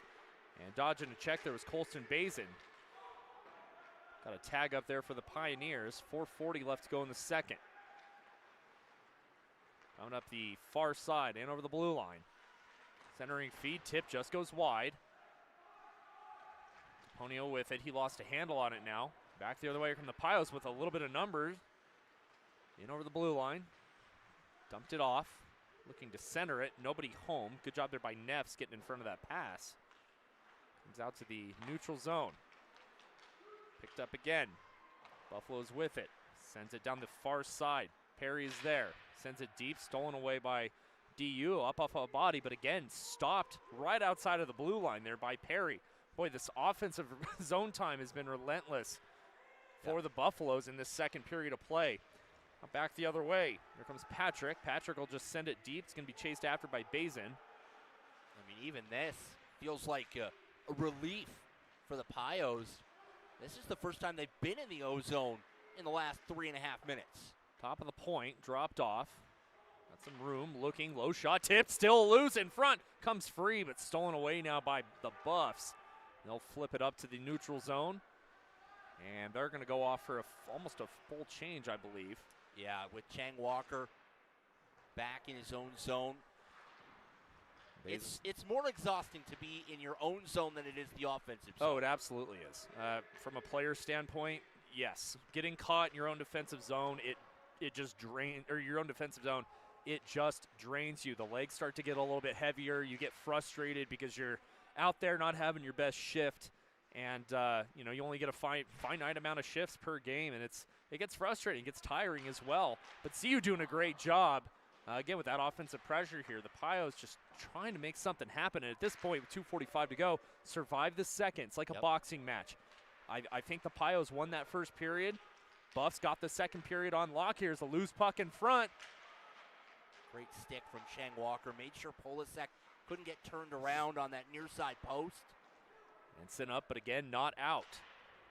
And a good lucky break there and a lucky bounce for the Pios. And Brick, good look. Shot, and it just goes wide. Apologies, that was Neff's. Oh, man, here's Bjorndal. This is the first time that clear has gotten past the body in the neutral zone. Dropped off, centering feed again, nobody home. And sent up and down. Icing is called. Oh, maybe a bit fortuitous there, and late in the second period, this is where you talk about DU's balance scoring, the opportunism offensively, an offensive zone faceoff. You haven't spent much time here over the last 5 minutes. This is where you want to send one of your snipers out on the ice, and it looks like Mirilovic, who's got a wicked snapshot, is going to be in the middle, take the draw. You might try and see him win it straight back to Griffin Young and get some traffic in front again. They want that first look with traffic, and if they can't get that, possession is the key. Well, they got the face-off win, but it goes a little too far here. 2 minutes left to go in the second. Fans, remind you to stick around for the second intermission report. As a cross-ice feed, Alexandrov is going to trickle in on Karlitz. And during the second intermission report, we'll give you all the highlights here from the first 2 periods of play, preview the third, and get ready for the last period of play in this conference championship here. Winner of this game goes to regionals. Loser finishes their semester. Well, and you've got CU, again, both these teams in the regional field, but DU sitting a bit more precariously at the moment. This would be the second Tivoli Cup championship for either of these teams in program history, but the first for any of these players. True. And many, I should say, any for CU and many of the DU players. They won in the Tivoli Cup in 22-23. But for CU, they have not won since the inaugural season of the conference. I was going to say that was about 7 years ago, something like that. Yep. Approaching 1 minute left to go in the second. Hadrick, cross-ice pass. It's going to bounce off the boards out to neutral zone here. Shots are 26-22 in favor of the Buffs, and we get a whistle with 1:03 left to go. Oh, so I've been a little bit more generous on one side and less generous on the other than on my little my little counter here on the score bug. Both teams will get some fresh legs out here. When you talked about it, Drew, surviving here in this second period. Yeah, it's tough. As the face-off won there by CU, and I compared it to a boxing match. You just got to keep playing. You got to keep playing hard. As another shot and they score.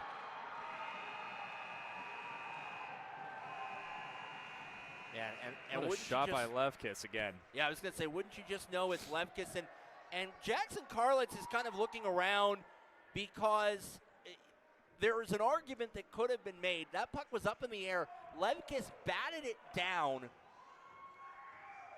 and was the first person to touch the puck and then put it into the back of the net. In some circles, depending on your rooting interest, you may have said, hey, that's a hand pass. Now, again, with the hand pass, you have to adjudicate intent, and the officials may have not looked and said there was an intent for Levkis to pop it right down to his feet. It just so happened that that's what it was. Oh, it's the conspiracy, the hand pass conspiracy that the San Jose Sharks had a few years ago in the playoffs. That was not a conspiracy. That was a hand pass.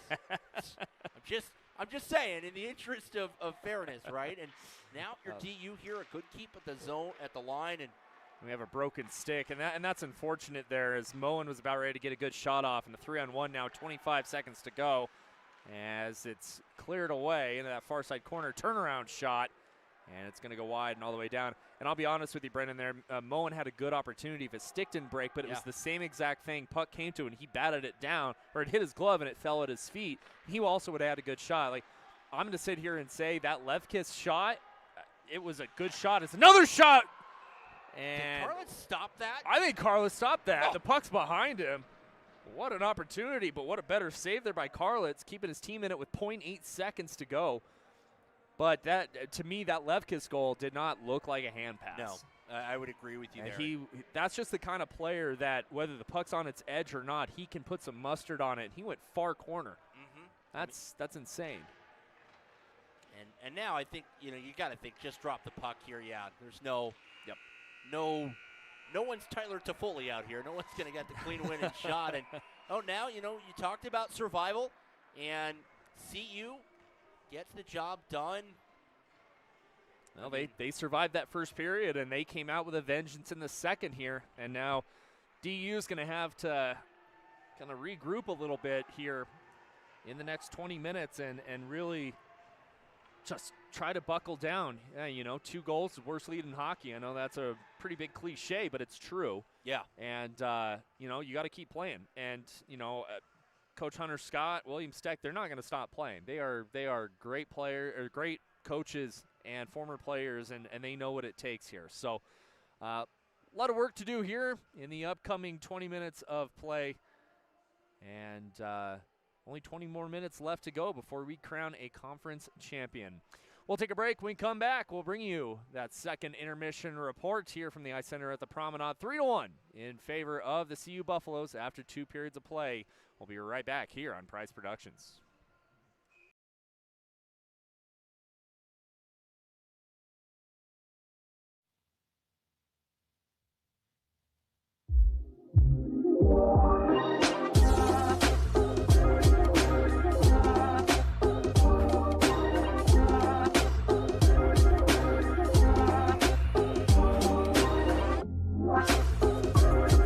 My name is Satchel, 33 years old. Eden. Taylor, 23 years old. Jordan. Landon, I'm 25. Julia, I am 36.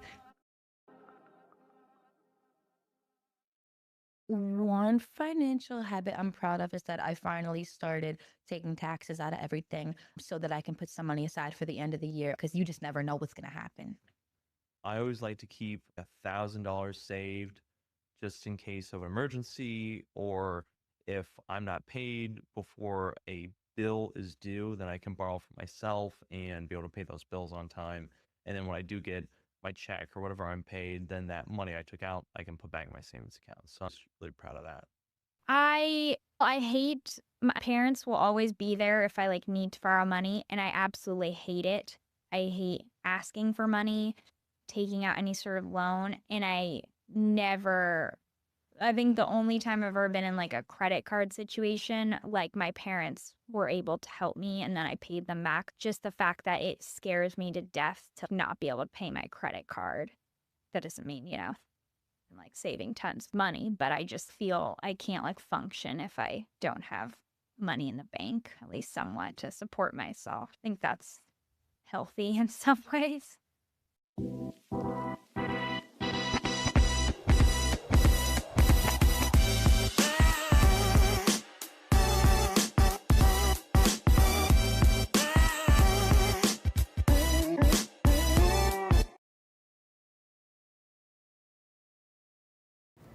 Hydrodig, the premier hydrovac and cathodic protection service provider, servicing the western states since 2009. Don't just dig, Hydrodig.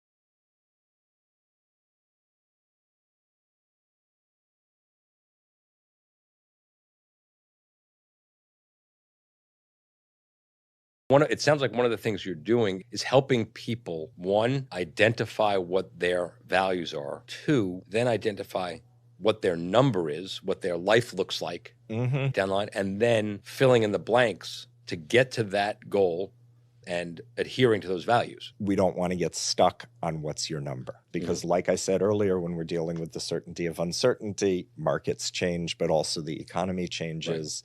Whether inflation is faster or slower along the way, that is one of the other kind of biases in behavioral finance that we talk about is anchoring. If I tell them a number without really doing the work, all they hear is the number. They're going to hear that number, and if I come back to them later and the number's higher, they're just not going to move because they've anchored on.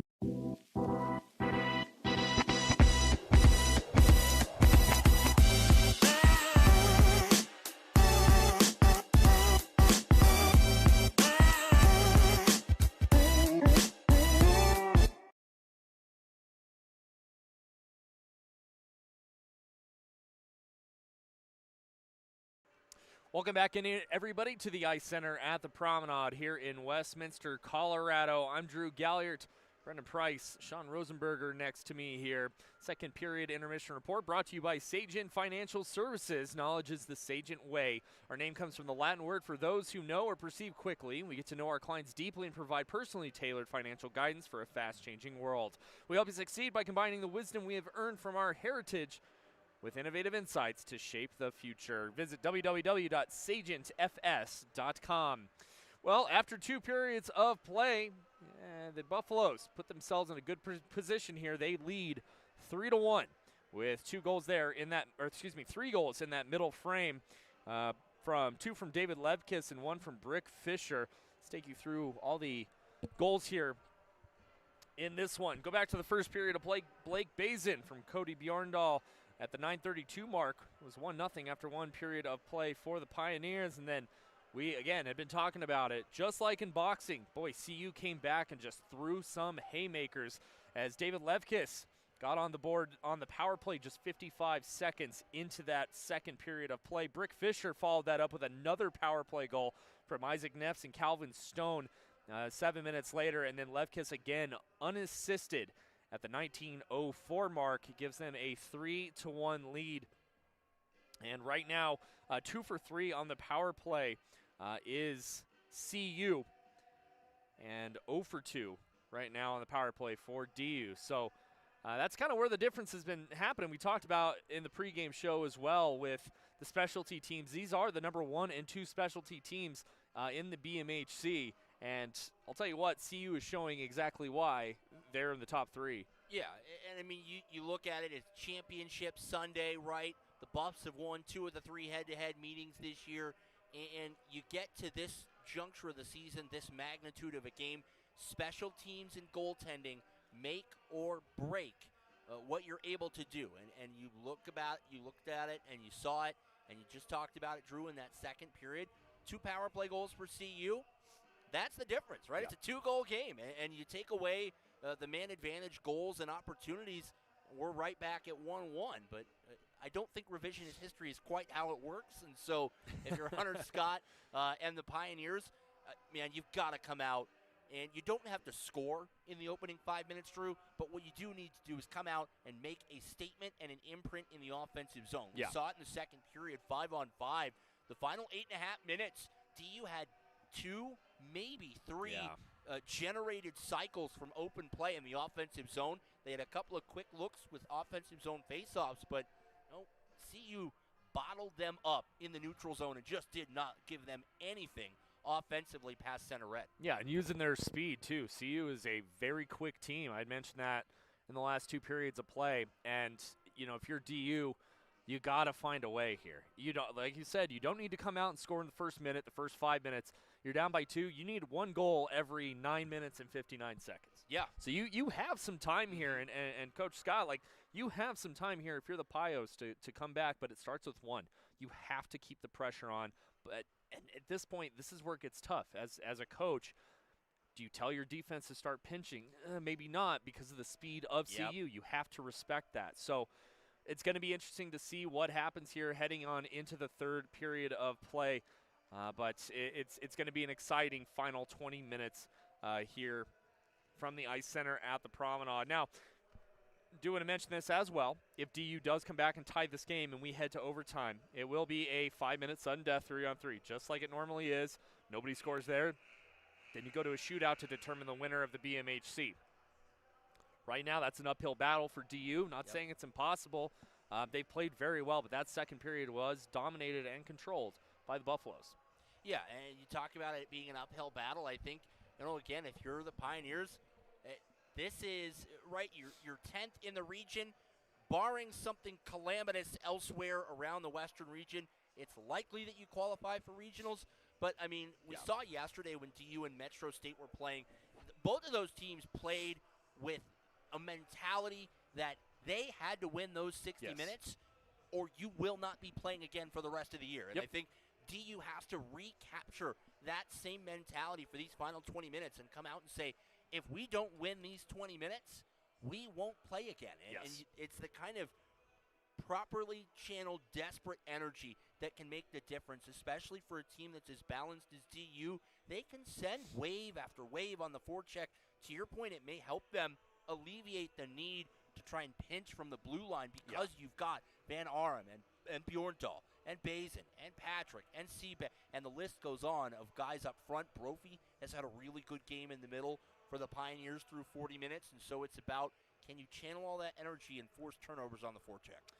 That's going to be tough against this CU team, but as you mentioned from the game last night, DU was trailing. Metro State had a goal lead, and it was a shorthanded goal from Matt Clift.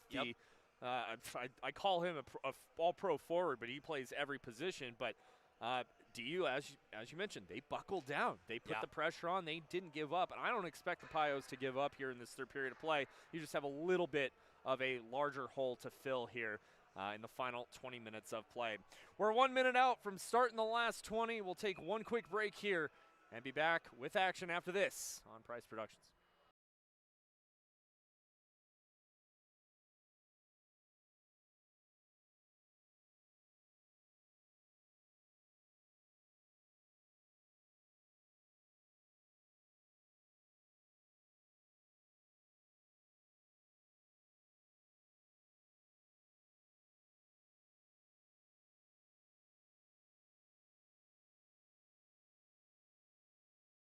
Automation, security solutions, HVAC services, and parts. We're headquartered out of Colorado and have additional offices in Alaska, Idaho, Montana, Oregon, Utah, Washington, and Wyoming. Our mission is to deliver innovative building solutions and positively impact every person our business touches. Visit www.long.com. We're getting ready for the final 20 minutes of play. Thank you, everyone, for tuning in here on this Super Bowl Sunday afternoon. I'm Drew Gallier, Brendan Price, Sean Rosenberger alongside me as well. And we need to touch on one thing here, one very important issue before we start this third period of play. Super Bowl, who you got, Sean? Seahawks? Pricer? I mean, the Seahawks, I guess. Listen. I'm going to be honest with you. I'm pretty ambivalent about the whole thing, personally. I'm a Buccaneers fan first and foremost, but I've been partial to the Seahawks. They came into the league with the Bucs back in '76. Had a better season than the Bucs did, that's for sure. But you know what? I'm taking the Seahawks too. Why not? They're playing in Northern California. That's close to Seattle. Yeah, they'll travel well. All right, last 20 minutes of play. 3-1 in favor of the Buffaloes as the winner heads to regionals here. Top of the point, shot tip just goes wide. And Brendan, here you go. That first initial burst here by DU, creating that pressure and creating that momentum here. You got to keep this up if you're the Pios. And the other side of it, Drew, is I think you'll see a more aggressive forecheck from the Buffaloes. They know it's a two-goal game. You get the sense that if they can pot another one here, that might be the one. Oh, good look from That Demonio. almost was. That might be the one that puts it on ice, and they want to do that sooner rather than later. And with the Pios, you got to keep that pressure on. You got to take some chances here, and a good hip check to the left side there of Karlitz. Puck is tied up on the near side, sent up but not out, kept in by Clark, but finally poked away. Stone picks it up in the neutral zone. He'll poke it up, poke it deep, actually. Levkis is thinking about chasing after it. He'll stay at home and then back the other way. Here comes DU. Down the far side, Anand over the blue line, looking. Little toe drag shot, flutters in, and we had a man get a stick pulled out of his hands there. That was 00 Bjorndal. And he's got to hurry and tag up here. I don't know if he's going to make it, and he doesn't. So DU offside here. They're going to have to tag up. Gives the Buffaloes some extra time here. The 2-goal lead, CU, up 3-1. Stone with it. And Brendan, we talked as well as Fisher with an opportunity. Goes too far, and icing's waved off as it rattles all the way around. Not really sure why they blew that one off. And that's going to be an offside. No, they waved that one off as well. So a little makeup call there, I guess. Yeah, I was going to say, that feels like the makeup call that everyone says doesn't exist. Oh, it exists. Believe me, it exists. Once again, I'm a Bucks fan. It exists. CU, centering feed. Shot, good save there by Carlitz. Coming out to the top of the paint, cutting him off. As Perry with a good move. Perry brings it down, right circle, looking, shot, saved by Carlitz. And that was a tough shot to the lower midsection here at the 1746 mark. And I say midsection, the lower point of that midsection. Yeah, and I mean, back-to-back saves there where Carlitz not just made the save, not just didn't allow a rebound, Drew, but you saw him on both of those sequences, came out to the edge of the blue paint, claimed the real estate, and made sure he was as large as possible to take away the angle from both the shooters. And we're going to have the athletic trainer wants to come out and look. Carlitz is waving him off here, just saying, give me a second, I'm good to go. And boy, if you're Carlitz here, I feel like you're going to have to be bleeding profusely to be out of this game. He's not going to leave. Oh, no, absolutely not. Again, the senior goaltender. The last time DU won a championship, he backed up for Hayden Smeaton. Now he's got to skate it off and stick tap there. Good piece of sportsmanship from the CU captain Isaac Neffs. And again, these guys, they're student athletes, right? And, they've played each other for 3-4 years. There's, apart from the hockey, a lot of good relationships between these guys. Oh, look out. Oh, good cross-ice feed broken up there in the defensive zone by, I believe that was Hadrick. Yeah, it was. Mirilovic, it kind of snuck in behind. Maybe Hunter Scott stole that from Metro's playbook yesterday. That subtle leak out with the forward behind the defense, get that stretch pass. As the puck goes through the legs there. Comes out to play. It was Carlitz. It was bouncing on him. Didn't get a good clear. And to your point as well, Brendan, head coach Brady Reynolds for Metro State. He loves that cross-ice feed. His puck stolen away. And out to the neutral zone. But, speaking of Metro State, a little bit of a down year for them this year. As Coach Brady Reynolds finished his 3rd season behind the bench there, winning as coach already in program history for the Roadrunners. And a little bit of a down year, but started that season with a lot of injuries. And it was good to see how well they finished the season and how well they played. Same thing with CSU as well. And, CSU had a rough start. They kind of came back. It was good to see Wyoming play well as of late. I think across the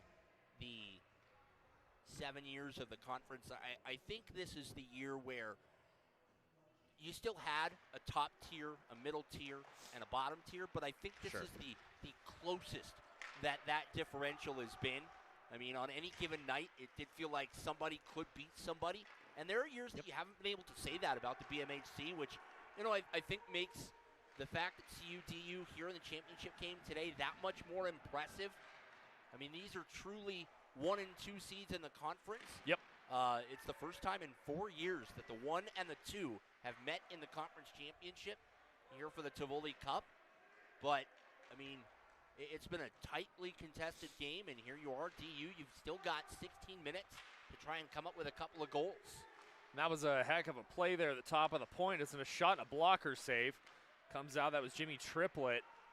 Trying to get it out, he was unable to. Centering feed, nobody home. Picked up again by DU. Good pressure here by the Buffaloes. Into the slot, top of the point. Shot, it goes wide. Hadrick III has such a quick release from the left side. The puck doesn't stay on his stick very long. Whether he's going to pass it or shoot it, he's got 11 points since joining the team for the 2nd semester. Little flip up and in. That's going to count as a shot on goal, but a blocker save there by Allen as DU gets a full line change here as well. Cross ice feed intercepted, goes in over the blue line. It's onside, but a little confusion there.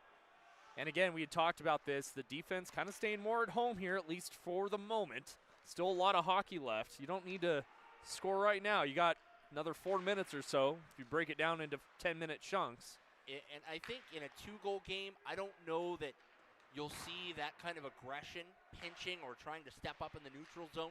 Yep. So maybe 8-7 minutes to go if it's still a 2-goal game at that point. Yep, and that's going to be an offside there by DU.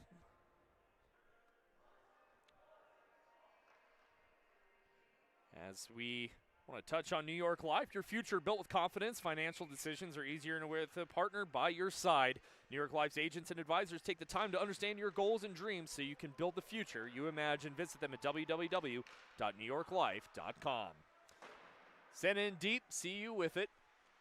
Lost a handle on it. Tied up in that near side corner. Picked up again by the Buffalo. Centering feed, nobody home, and now back the other way. Anand just a little too far for him. He'll get there, goes off a body, off of Anand's feet. Picked up, here come the Pios. Over the blue line, pumping the brakes. Good little toe drag. Couldn't get a shot off, though. Anand chasing after it. He's to the left side of Allen, dodging a check there. Chasing after it as, I believe that was Mirilovic. He takes a hit. Couple players tied up, goes up but not out. DePonio sends it up, but again stolen. Mirilovic looking, shot, tipped, and a save there by Allen. And I mean, I talked about it during the break, Drew, but man, so far today, Chris Brophy has really driven play.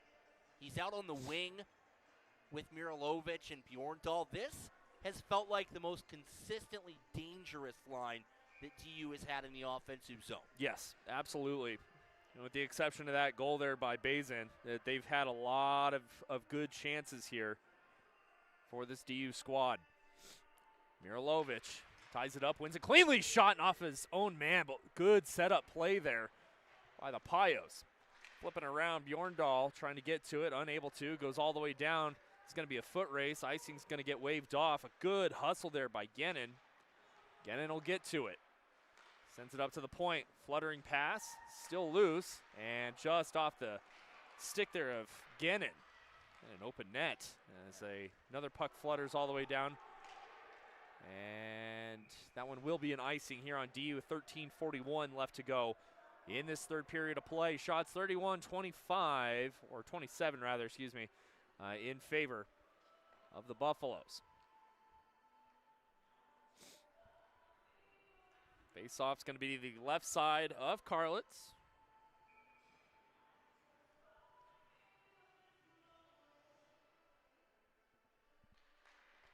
Tied up one by the Buffs. Stone trying to send it deep. Nobody home. Bjorndal with it. Sends it up. Mirilovic. This players have been out there quite a while. Yeah, they had to stay out there for a double shift because of the icing. Bjorndal trying to get it on net. Goes off a body and off of one of the board stanchions there. Now back the other way. Fisher with it. Right circle. Middle. Shot. Kick safe. Right side. Another shot off a body. Rebound comes in on Carlitz, and we'll get a whistle. And these Pios are going to be able to finally get a change there. Wow, wow, wow. That second shot, Carlitz sticks the left pad out, denies Smithberger. And again, you look at the time and space, 13:10 to go in the third period. You're starting to veer, Drew, towards that danger zone where another goal for the Buffs might be calamitous for DU's Tivoli Cup hopes. The next goal is huge. Absolutely. Face-off left side of Carlitz here. Bouncing puck won by the Pios. Picked up there, Vena pumping the brakes, lost a handle on it. Bazin up the far side.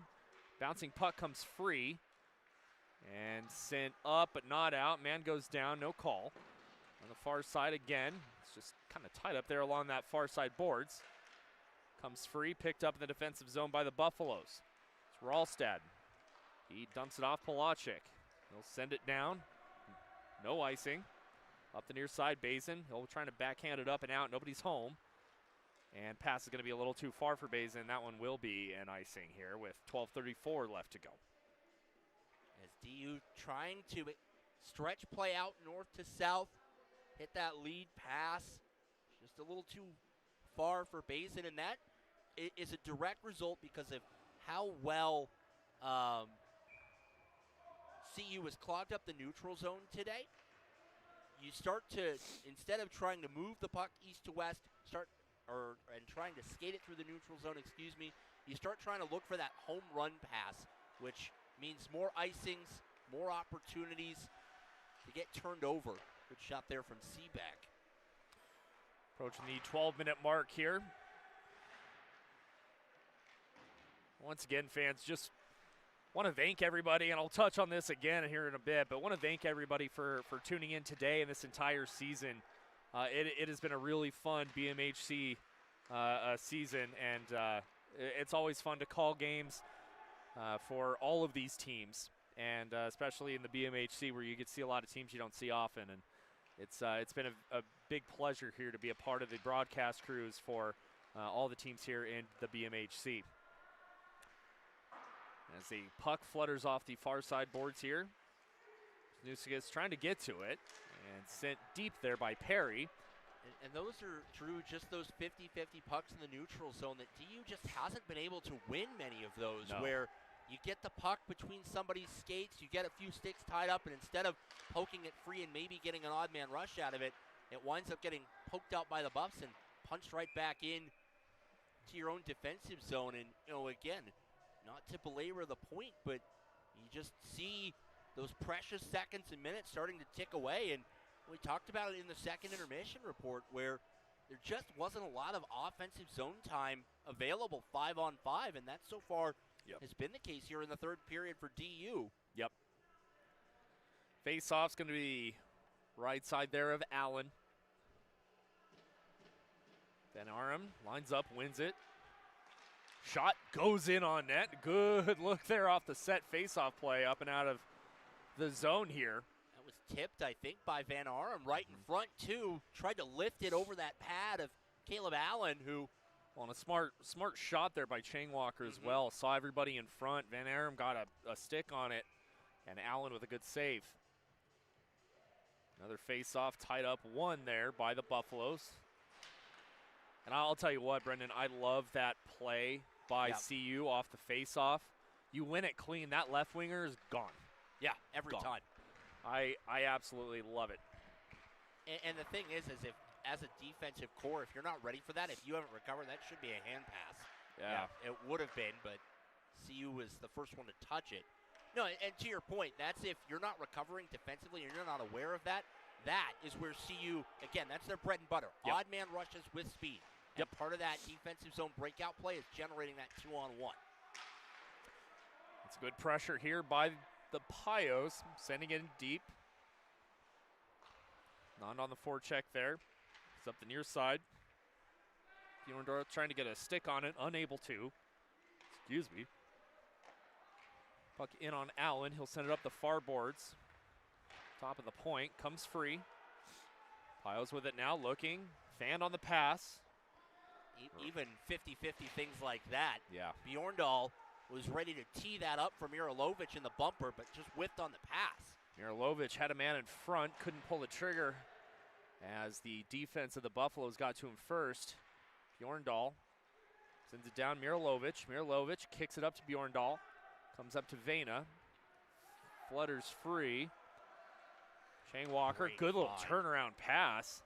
Now in over the blue line, far side circle. Looking, pass back door, nobody, Bjorndal was home, he was just tied up. As it comes free, Bazin. Bjorndal, shot, tip goes low and wide. Some good pressure here by the Pios as we just passed the midway point of this third period. Puck's in up but not out, but it finally does come out at 3-on-1 now. Smithberger, right side, looking right circle's got a man, drops it. Bad pass, backdoor kick save there by Karlitz. Now back the other way again for the Pios. Bazin trying with some speed, taken to the net, dropped off, nobody home. Picked up again, shot, back, shot, score! It rolls in, Garrett Vena, able to bring the Pios within one, 9:02 left to go in the third period. And we talked about Brick Fisher, who tattooed one there in the second period. Garrett Vena, grip it, and rip it. And DU, after being shut out of the O-zone almost the entirety of the third period, generating pressure, forechecking, finally Vena gets that opportunity from the blue line and unleashes a clapper you could hear across the Rocky Mountain Divide. And boy, it felt like a little slow-mo there as you just watch that puck slowly trickle in. And now all of a sudden, you can feel the momentum here, as the Pioneers have not stopped playing hard, but Basin's going to get called for an icing here with 8:48 left to go. And, okay, so you're back within one here. Your head coach, Hunter Scott, you stick with the game plan, or you try and get a little more aggressive here, Brendan? No, you stick with the game plan. You were rewarded. You got the shot. You got the goal. And now I think, again, you want to stick with the game plan, maybe try and put it into overdrive. You might tell your guys shorter shifts so you can play a little bit heavier, a little bit with a little bit more speed, but keep the same MO with what you're doing. Yep. And Patrick, that was a good play there, flutters it into the far side. That goal from Vena is assisted by Bazin and Nolan Patrick. So Bazin with a goal and an assist in this one here this afternoon. 8:25 left to go, and we mentioned the next goal is huge, and for a few different reasons, as Patrick trying to split the D, comes away with it. Bazin had a chance, good stick there by the Buffs, and now back the other way as the puck rattles in on Moen. He'll send it up, looking for Bazin off of his stick. Down the near side, Shane Walker with it, good move. Right in front of us, stolen away though. A couple players collide there at the neutral zone. Stolen away now by Patrick. Patrick had a man down the far side, but another good stick there by the Buffaloes defense. Boy, this one's not over yet, folks. Near side, Seebeck up to Bazin. Bazin, shot, gets blocked. Good defensive play there by Perry. As we had a man go down, that's not going to be called. And oh, no, it will be called. My apologies. Well, the thing is, to your point there, Drew, initially, the referee did not have his arm up for the delayed penalty on the trip. Saw the CU bench all put their arms up at once. I think that changed his mind. And that's going to be a tripping call. Well, and that's on number 24, Seebeck. And we saw this yesterday as well, Drew, where by and large, DU and Metro State were allowed to play, and it was physical and it was heavy. Sure. And at the end of the game last night, a late penalty for Henry to Braden Piper, was called. Some folks were unhappy about it, but what it came down to was it was right in front of the official, and they couldn't not make that call. And I think that trip in the neutral zone was so textbook, right in front of the referee, you couldn't not put the arm up. And now CU back on the power play where they've been dangerous, as we talked about earlier. 2 for 3 so far this afternoon. Both of those power play goals came in that middle frame here. And with 7 minutes left to go, a good clear. This is where you'll see maybe more aggressive forecheck here. And to that end, you've got Jimmy Triplett out there on the penalty kill. He's there on that second penalty killing unit, but he has got afterburners attached to his ankles, and that may be an opportunity to try and leak out and create shorthanded. And Kincaid trying to feed him there, unable to. On that far side, picked up by Sue. Sue back to the top of the point. Back to Sue, far side. Looking, Fisher, shot in a glove, saved by Carlitz. 6:37 to go, a minute left to go in the power play here for the Buffaloes. Glove save and a beauty. This is going to come down to the wire here, Brendan.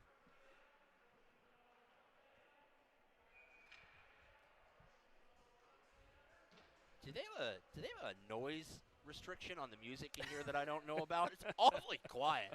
Do they not have speakers on over here? I don't know what it is, but I'll tell you what, they don't have the heaters on today. Yeah, no, it's a little chilly. Yeah, a little cold on this side of the ice. Deponio up to Hadrick here. 56 seconds left on the power play. Looking back door, nobody home. Once again, another shot, kick save wide. Picked up in behind the net. Smithberger with it. Smithberger up to Deponio, top of the point. He'll take it down to the right side circle. Centering feed, nobody home, far side circle. That's a man shot and a kick save there by Carlitz. Still kept in though. Levkis with it. Levkis, far circle, sends it deep. Back to Levkis again, far circle. And Great a good stick there, and a full change, or a loose change of the forwards here for DU, as Levkis is looking for his third here on the power play. Third goal of the game, rather, but second on the power play, I should say. Deponio tries to keep it up, but no, it's broken out here. Now with some speed. Patrick with some wheels. He lost a handle on it. Both teams at full strength, so 2 for 4 on the power play.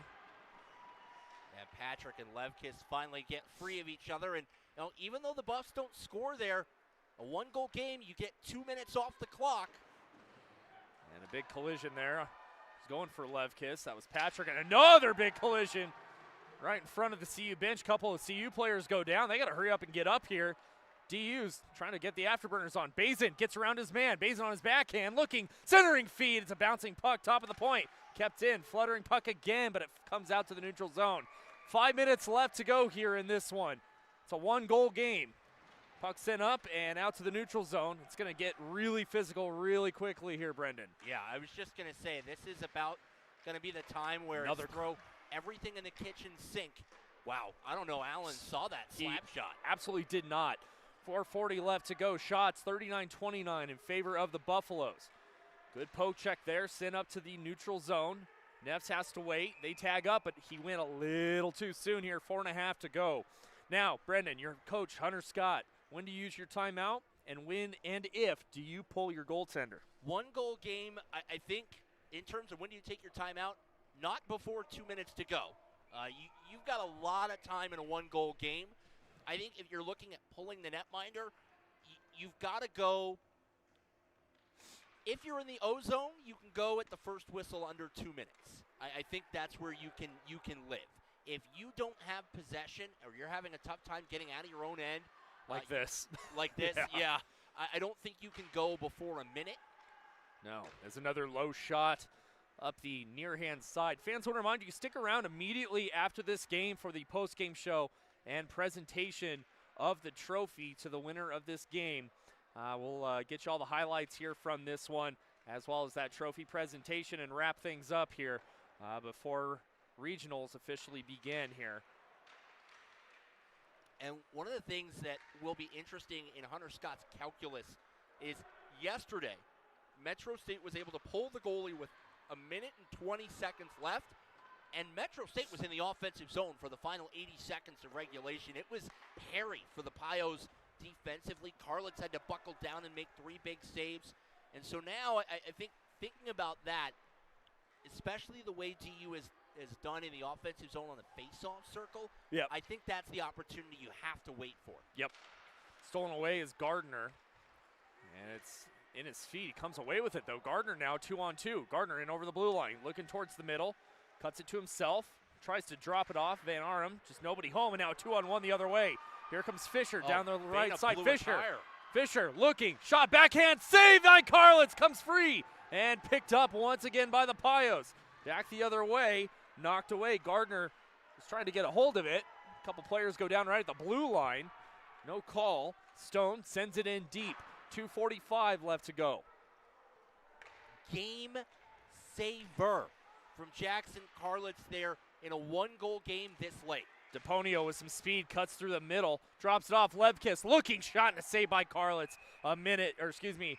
A whistle here with 2.5 minutes left to go here in this one. All the players looking at Scott, see what he wants to do. He's holding off. He's just kind of directing his troops here. Yeah, they're the visitors, so the other piece about this down the stretch is they don't get the last change, so they can't play the matchup game the way they might want to as well. They had that advantage yesterday. They were able to mix and match when McLeod, Tillinghast were out there for the Roadrunners. They don't have that advantage this afternoon. Good one-touch pass here with some speed for the Pios. Down the right side, sent in deep by Changwalker. Changwalker chasing after it with Kaufman, comes up the near side. Moen takes a hit at the blue line. Anand now has to play some defense, 2-on-2. Levkis cutting towards the middle, looking for help. Nobody home. He'll take it all the way to the right-hand side. On his forehand, dodging a couple of checks here. Centering feed, shot, save, and it comes loose. Great job by Carlitz. One touch pass is going to go all the way down. Hits that stick right at the blue line here. Minute 53 left to go in this one. Might have been to the benefit of the Pios there. That might have been icing. And that's the second time we've seen a Pio lose an edge in their own end. Van Arm comes away with it. Minute 40 left to go. Pioneers trail by one, and Non lost a handle on it. Cutting back the other way. Oh, a shot goes wide. Chang Walker's there trying to tie up his man. That's Elijah Sue. In behind the net. Minute 25 left to go. Up off the near boards. A couple of players tied up. Left it, trying to leave it rather, for Bazin. Nobody, or Patrick rather. Nobody home. Minute 15 left to go. Keep an eye on Carlitz for me, Brendan. Down the near side. Vena with that goal that brought him within one. Carlitz still in net here with a minute 7 left to go. Batted into the zone. Well, and the other thing, too, is for regionals, goal difference counts. So the other flip side is you may not want to have Carlitz go too early because a one-goal loss truly is better than a two-goal loss. True. Gardner sends it up over the blue line. Here comes Carlitz. He's off. And exactly what they wanted here is an offensive zone face-off. 44 seconds left. Here comes the timeout from head coach Hunter Scott. It's a little, I would say it's about 40 to 50 seconds later than what you wanted, but you're going to be able to get Carlitz out, get an offensive zone face-off, get the timeout, and it lets us get a word in from one of our sponsors. And that sponsor is Played Again Sports in Lakewood. Sell, buy, trade, and win. You may never outgrow your favorite sports, but you may outgrow your equipment. Your locally owned Played Again Sports provides an easy way to sell your quality sports and fitness, use sports and fitness gear and get paid on the spot or trade up for what you need now. Visit them at 13075 West Alameda Parkway in Lakewood, or visit them at playedagainsports.com/location/Lakewood-co. Also, on behalf of Price Productions, I just want to say as well that really appreciate everybody tuning in. And Price Productions, quote, my mission with Price Productions is twofold: a top-tier production experience for my clients and to support non-paywalled streaming opportunities for student athletes and their families. You can visit more on priceproductions970.com. And again, lucky enough to have the owner of Price Productions on the mic with me this afternoon, Brendan Price. Thank you again for all your help and equipment this entire hockey season here for the BMHC. 44 seconds left to go. Goalie pulled. Comes down to this in this championship game. Face-off won by CU but kept in. Up along those far side boards, trying to set something up here. 34 seconds, sent up but not out. Top of the point, Shane Walker, shot, tip, save, rebound, just goes wide. Ooh. What an opportunity there for DU. Bazin with it, off a body, kicked in deep, picked up. Van Arm, right circle, shot goes low and wide. Shane Walker with it, 20 seconds to go. Shane Walker, right side, looking, shot, save again on Bazin. Boy, what an opportunity here, and that puck's gonna go all the way down for an icing with 6 seconds. They're gonna have to add some time on here. The referee saw it right away. They're gonna put, I think they're gonna put 2 seconds back on the clock. Oh man, alive! You couldn't ask for two better looks there from the Pioneers. I have no idea how Caleb Allen got his pad on either of those. So CU is a face-off away here. I thought they were gonna put time on. Yeah, or is the referee over at the box now? He's over the box. There it is. Yep. 7.4. A face-off win for CU ends it. A face-off win keeps it alive for DU.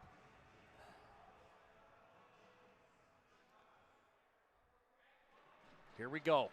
Left side of Allen. Face-off, tied up, won by CU. Bjorndal takes his man to the corner. No call, 2 seconds, 1. And that's it. That'll do it.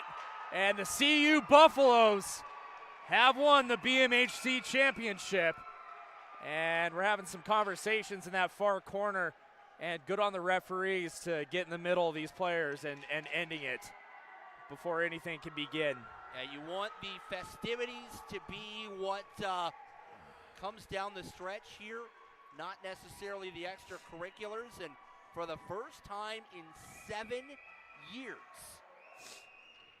Colorado will hoist the Tivoli Cup.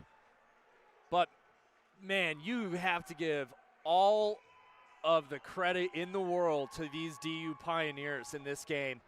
Caleb Allen just locked down there on that on that empty net opportunity and just shut out the Pioneers here in this one. But on the flip side as well, Carlitz played one heck of a game as the handshake line begins right now with these players. And I mean, what a cruel twist of fate. DU got the 3-2 win yesterday, survived the empty net insanity at the end of the game. Today in the conference championship, the Pios on the other side of it, 3-2. They had 40 seconds with the extra attacker, and boy, they were 2-3 different looks away from tying it against Caleb Allen. And, you know, you talk about the handshake line, the mutual respect between these two teams and these two programs, and again, an emotional win for the Buffs. Again, their first conference championship in 7 years. They'll hoist the Tivoli Cup, and for all of those guys, their first time ever being able to call themselves champions in conference play. And DU so achingly close in another instant classic here from the prom. Yep. And I said at the beginning of the game, it's a physical, emotional game, the sport of hockey. But what matters is at the end of the game, you can look down right now. You see a couple of Pios players still having conversations with the Buffs players here. And, you know, that's what it's about. And, again, we mentioned in the pregame, both of these teams have something and somebody more bigger than them to play for. As we mentioned, Blake Bazin, these purple jerseys are really in honor of him. And the game winner yesterday against Metro State, and then the goal today, he had 2 points today. And that's going to be something that he holds on to as he continues to fight his battle. And then again, on the flip side of things as well, Isaac Neffs, they're wearing that green ribbon on their helmets for his aunt. As the commissioner of the BMHC, Charlie Marchese, down presenting the trophies right now. And we're going to go ahead and just recap the goals really quick here as the Pioneers got on the board first. Blake Bazin at the 9:32 mark from Cody Bjorndal made it 1-0. Then 3 straight goals in the second period for CU. 2 from David Levkis and 1 from Brick Fisher. 2 of those on a power play. Isaac Neffs and Calvin Stone with assists on that Fisher goal. And then moving on to the third, Garrett Vena from Blake Bazin and Nolan Patrick brought the Pios within 1, but it just wasn't enough as the Buffaloes with a 3-2 victory here over the DU Pioneers. Take it to the 3 stars of the game here, Brendan. I'm going to give you 3 and 1. I'll pick 2. Who's your number? Actually, you know what, Sean? Who's your 3rd star of the game here today? Thinking about it, folks. Levkis is the 1st star, right? With Absolutely. The 2 goals. Yeah, you know what? Yeah, absolutely. He has to be. Bazin, you mentioned the multi-point night. He's got to be, I think, the 2nd star. And I'm gonna cheat. I'm gonna say my 3rd stars are Caleb Allen and Jackson Carlitz. The 2 goaltenders were phenomenal today. You look at the final shot count. Yep. Carlitz had 39 saves on 42 shots. Caleb Allen had 29 saves on 31 shots. 3 big ones in the final 30 seconds. And you see the champions for the first time in 7 years, the Buffs, will get the Tivoli Cup and skated around. I'm going to give my number 2 star to Blake Bazin. Yeah. Again, what he's going through on a personal level and the battle he's fighting off the ice, and then coming out and getting the game winner last night, a goal and assist today. I have nothing but good things to say about that young man, and we wish him all the best from Price Productions as well. And congratulations to him and this DU squad as well for taking the most of their opportunities. And they just faced a very, very good, fast team in this CU Buffalo squad here. We're going to go ahead and just look in here. Moving forward, Brendan, you mentioned a couple times, does DU still have an outside chance to make regionals? So DU is 10th in the regional field right now. The top 16 qualify. As CU is 7th. They will definitely be in regionals. As Again, Isaac Neps coming up to claim the trophy. And it's heavier than it looks, fellas. What a cool sight to see here. And as a broadcaster, it is such a cool thing to see and a really cool thing to experience, calling a championship game. And I want to give a big thank you to the commissioner, Charlie Marchese, for allowing me and asking me to do this. Also want to give a big thank you to you as well, Brendan, for your help and your equipment through all this season. And especially majority of the games I did was with Metro State. And on that note as well, I want to give a big thank you to head coach Brady Reynolds, Zach Schwink, Rob Barbin, the head coaches there for Metro State, all the players for giving me the opportunity to call games for them. And I want to say a big thank you as well to both of these coaches here for CU Boulder, Jay Gleason, Diego Pitones, Will Schlater, and Christopher Stevenson, and Hunter Scott and William Steck of DU for letting me be a part of this and this championship game. And again, a big thank you to Sean Rosenberger on camera. You produced for me as well this season, and looking forward to working more with you in the future. And I'm very blessed to be here and be able to do this. And I want to say a big thank you to you, Pricer, for everything, and the entire BMHC for letting me be a part of this as well. It's a phenomenal event. It's a phenomenal weekend. And, again, DU battled hard, almost got the win here today. And, again, you see all the seniors for these Buffaloes, Polasek, DePonio, Levkis, all these guys that, they have battled over the last 2-3 years. They've fallen short a handful of times. Their first championship game appearance. And, really just a great, phenomenal game here this afternoon at the Promenade. And got to get the broadcaster selfie here, fellas. This was an awesome experience and an awesome season here. So thank you guys so much here for this. And yeah, just a big thank you to the DU family for letting us join the ride with them this year. Again, doesn't quite finish out the way that obviously the Pios had hoped for, as you see the last but nothing shot to be ashamed of if you're the Pioneers here. And same thing with the rest of these teams as well. And sorry, I didn't mean to cut you off there, Pricer, but it's as exciting as this is for CU. DU still has an opportunity to make regionals, and now the fun part begins for the Buffs as they celebrate again their first championship since the conference's inaugural year. They get the clean sweep. They win the brass spittoon as well for the regular season. And again, just a big thank you to everyone all season long for joining us on the ride here in the Big Mountain Hockey Conference. Excited to run it back again next year. And again, just a big thank you to all the players, the families, the friends, and everybody that tuned in and made this season possible. Also want to give one last shout out and thank you to all of our sponsors here, brought to reality: Sagen Financial Services, New York Life, Long Building Technologies Inc., Hydro Dig, Thread to Needle, Play It Again Sports in Lakewood, Colorado Media School, and of course Price Productions. Pricer, any last notes here? All right, we're going to wrap things up here from the Ice Center at the Promenade. Once again, your final score and your conference champions, the CU Buffaloes, over the DU Pioneers by a final of 3-2. Once again, I'm Drew Galliard for Brendan Price, Sean Rosenberger. Thank you all for tuning in this season, and good luck to CU in regionals, DU as well if they make it. And I want to say one last thank you to all of you, the fans. Again, I'm Drew Galliard, Brendan Price, Sean Rosenberger. Go enjoy the Super Bowl, enjoy it responsibly, and everybody have a great rest of your afternoon.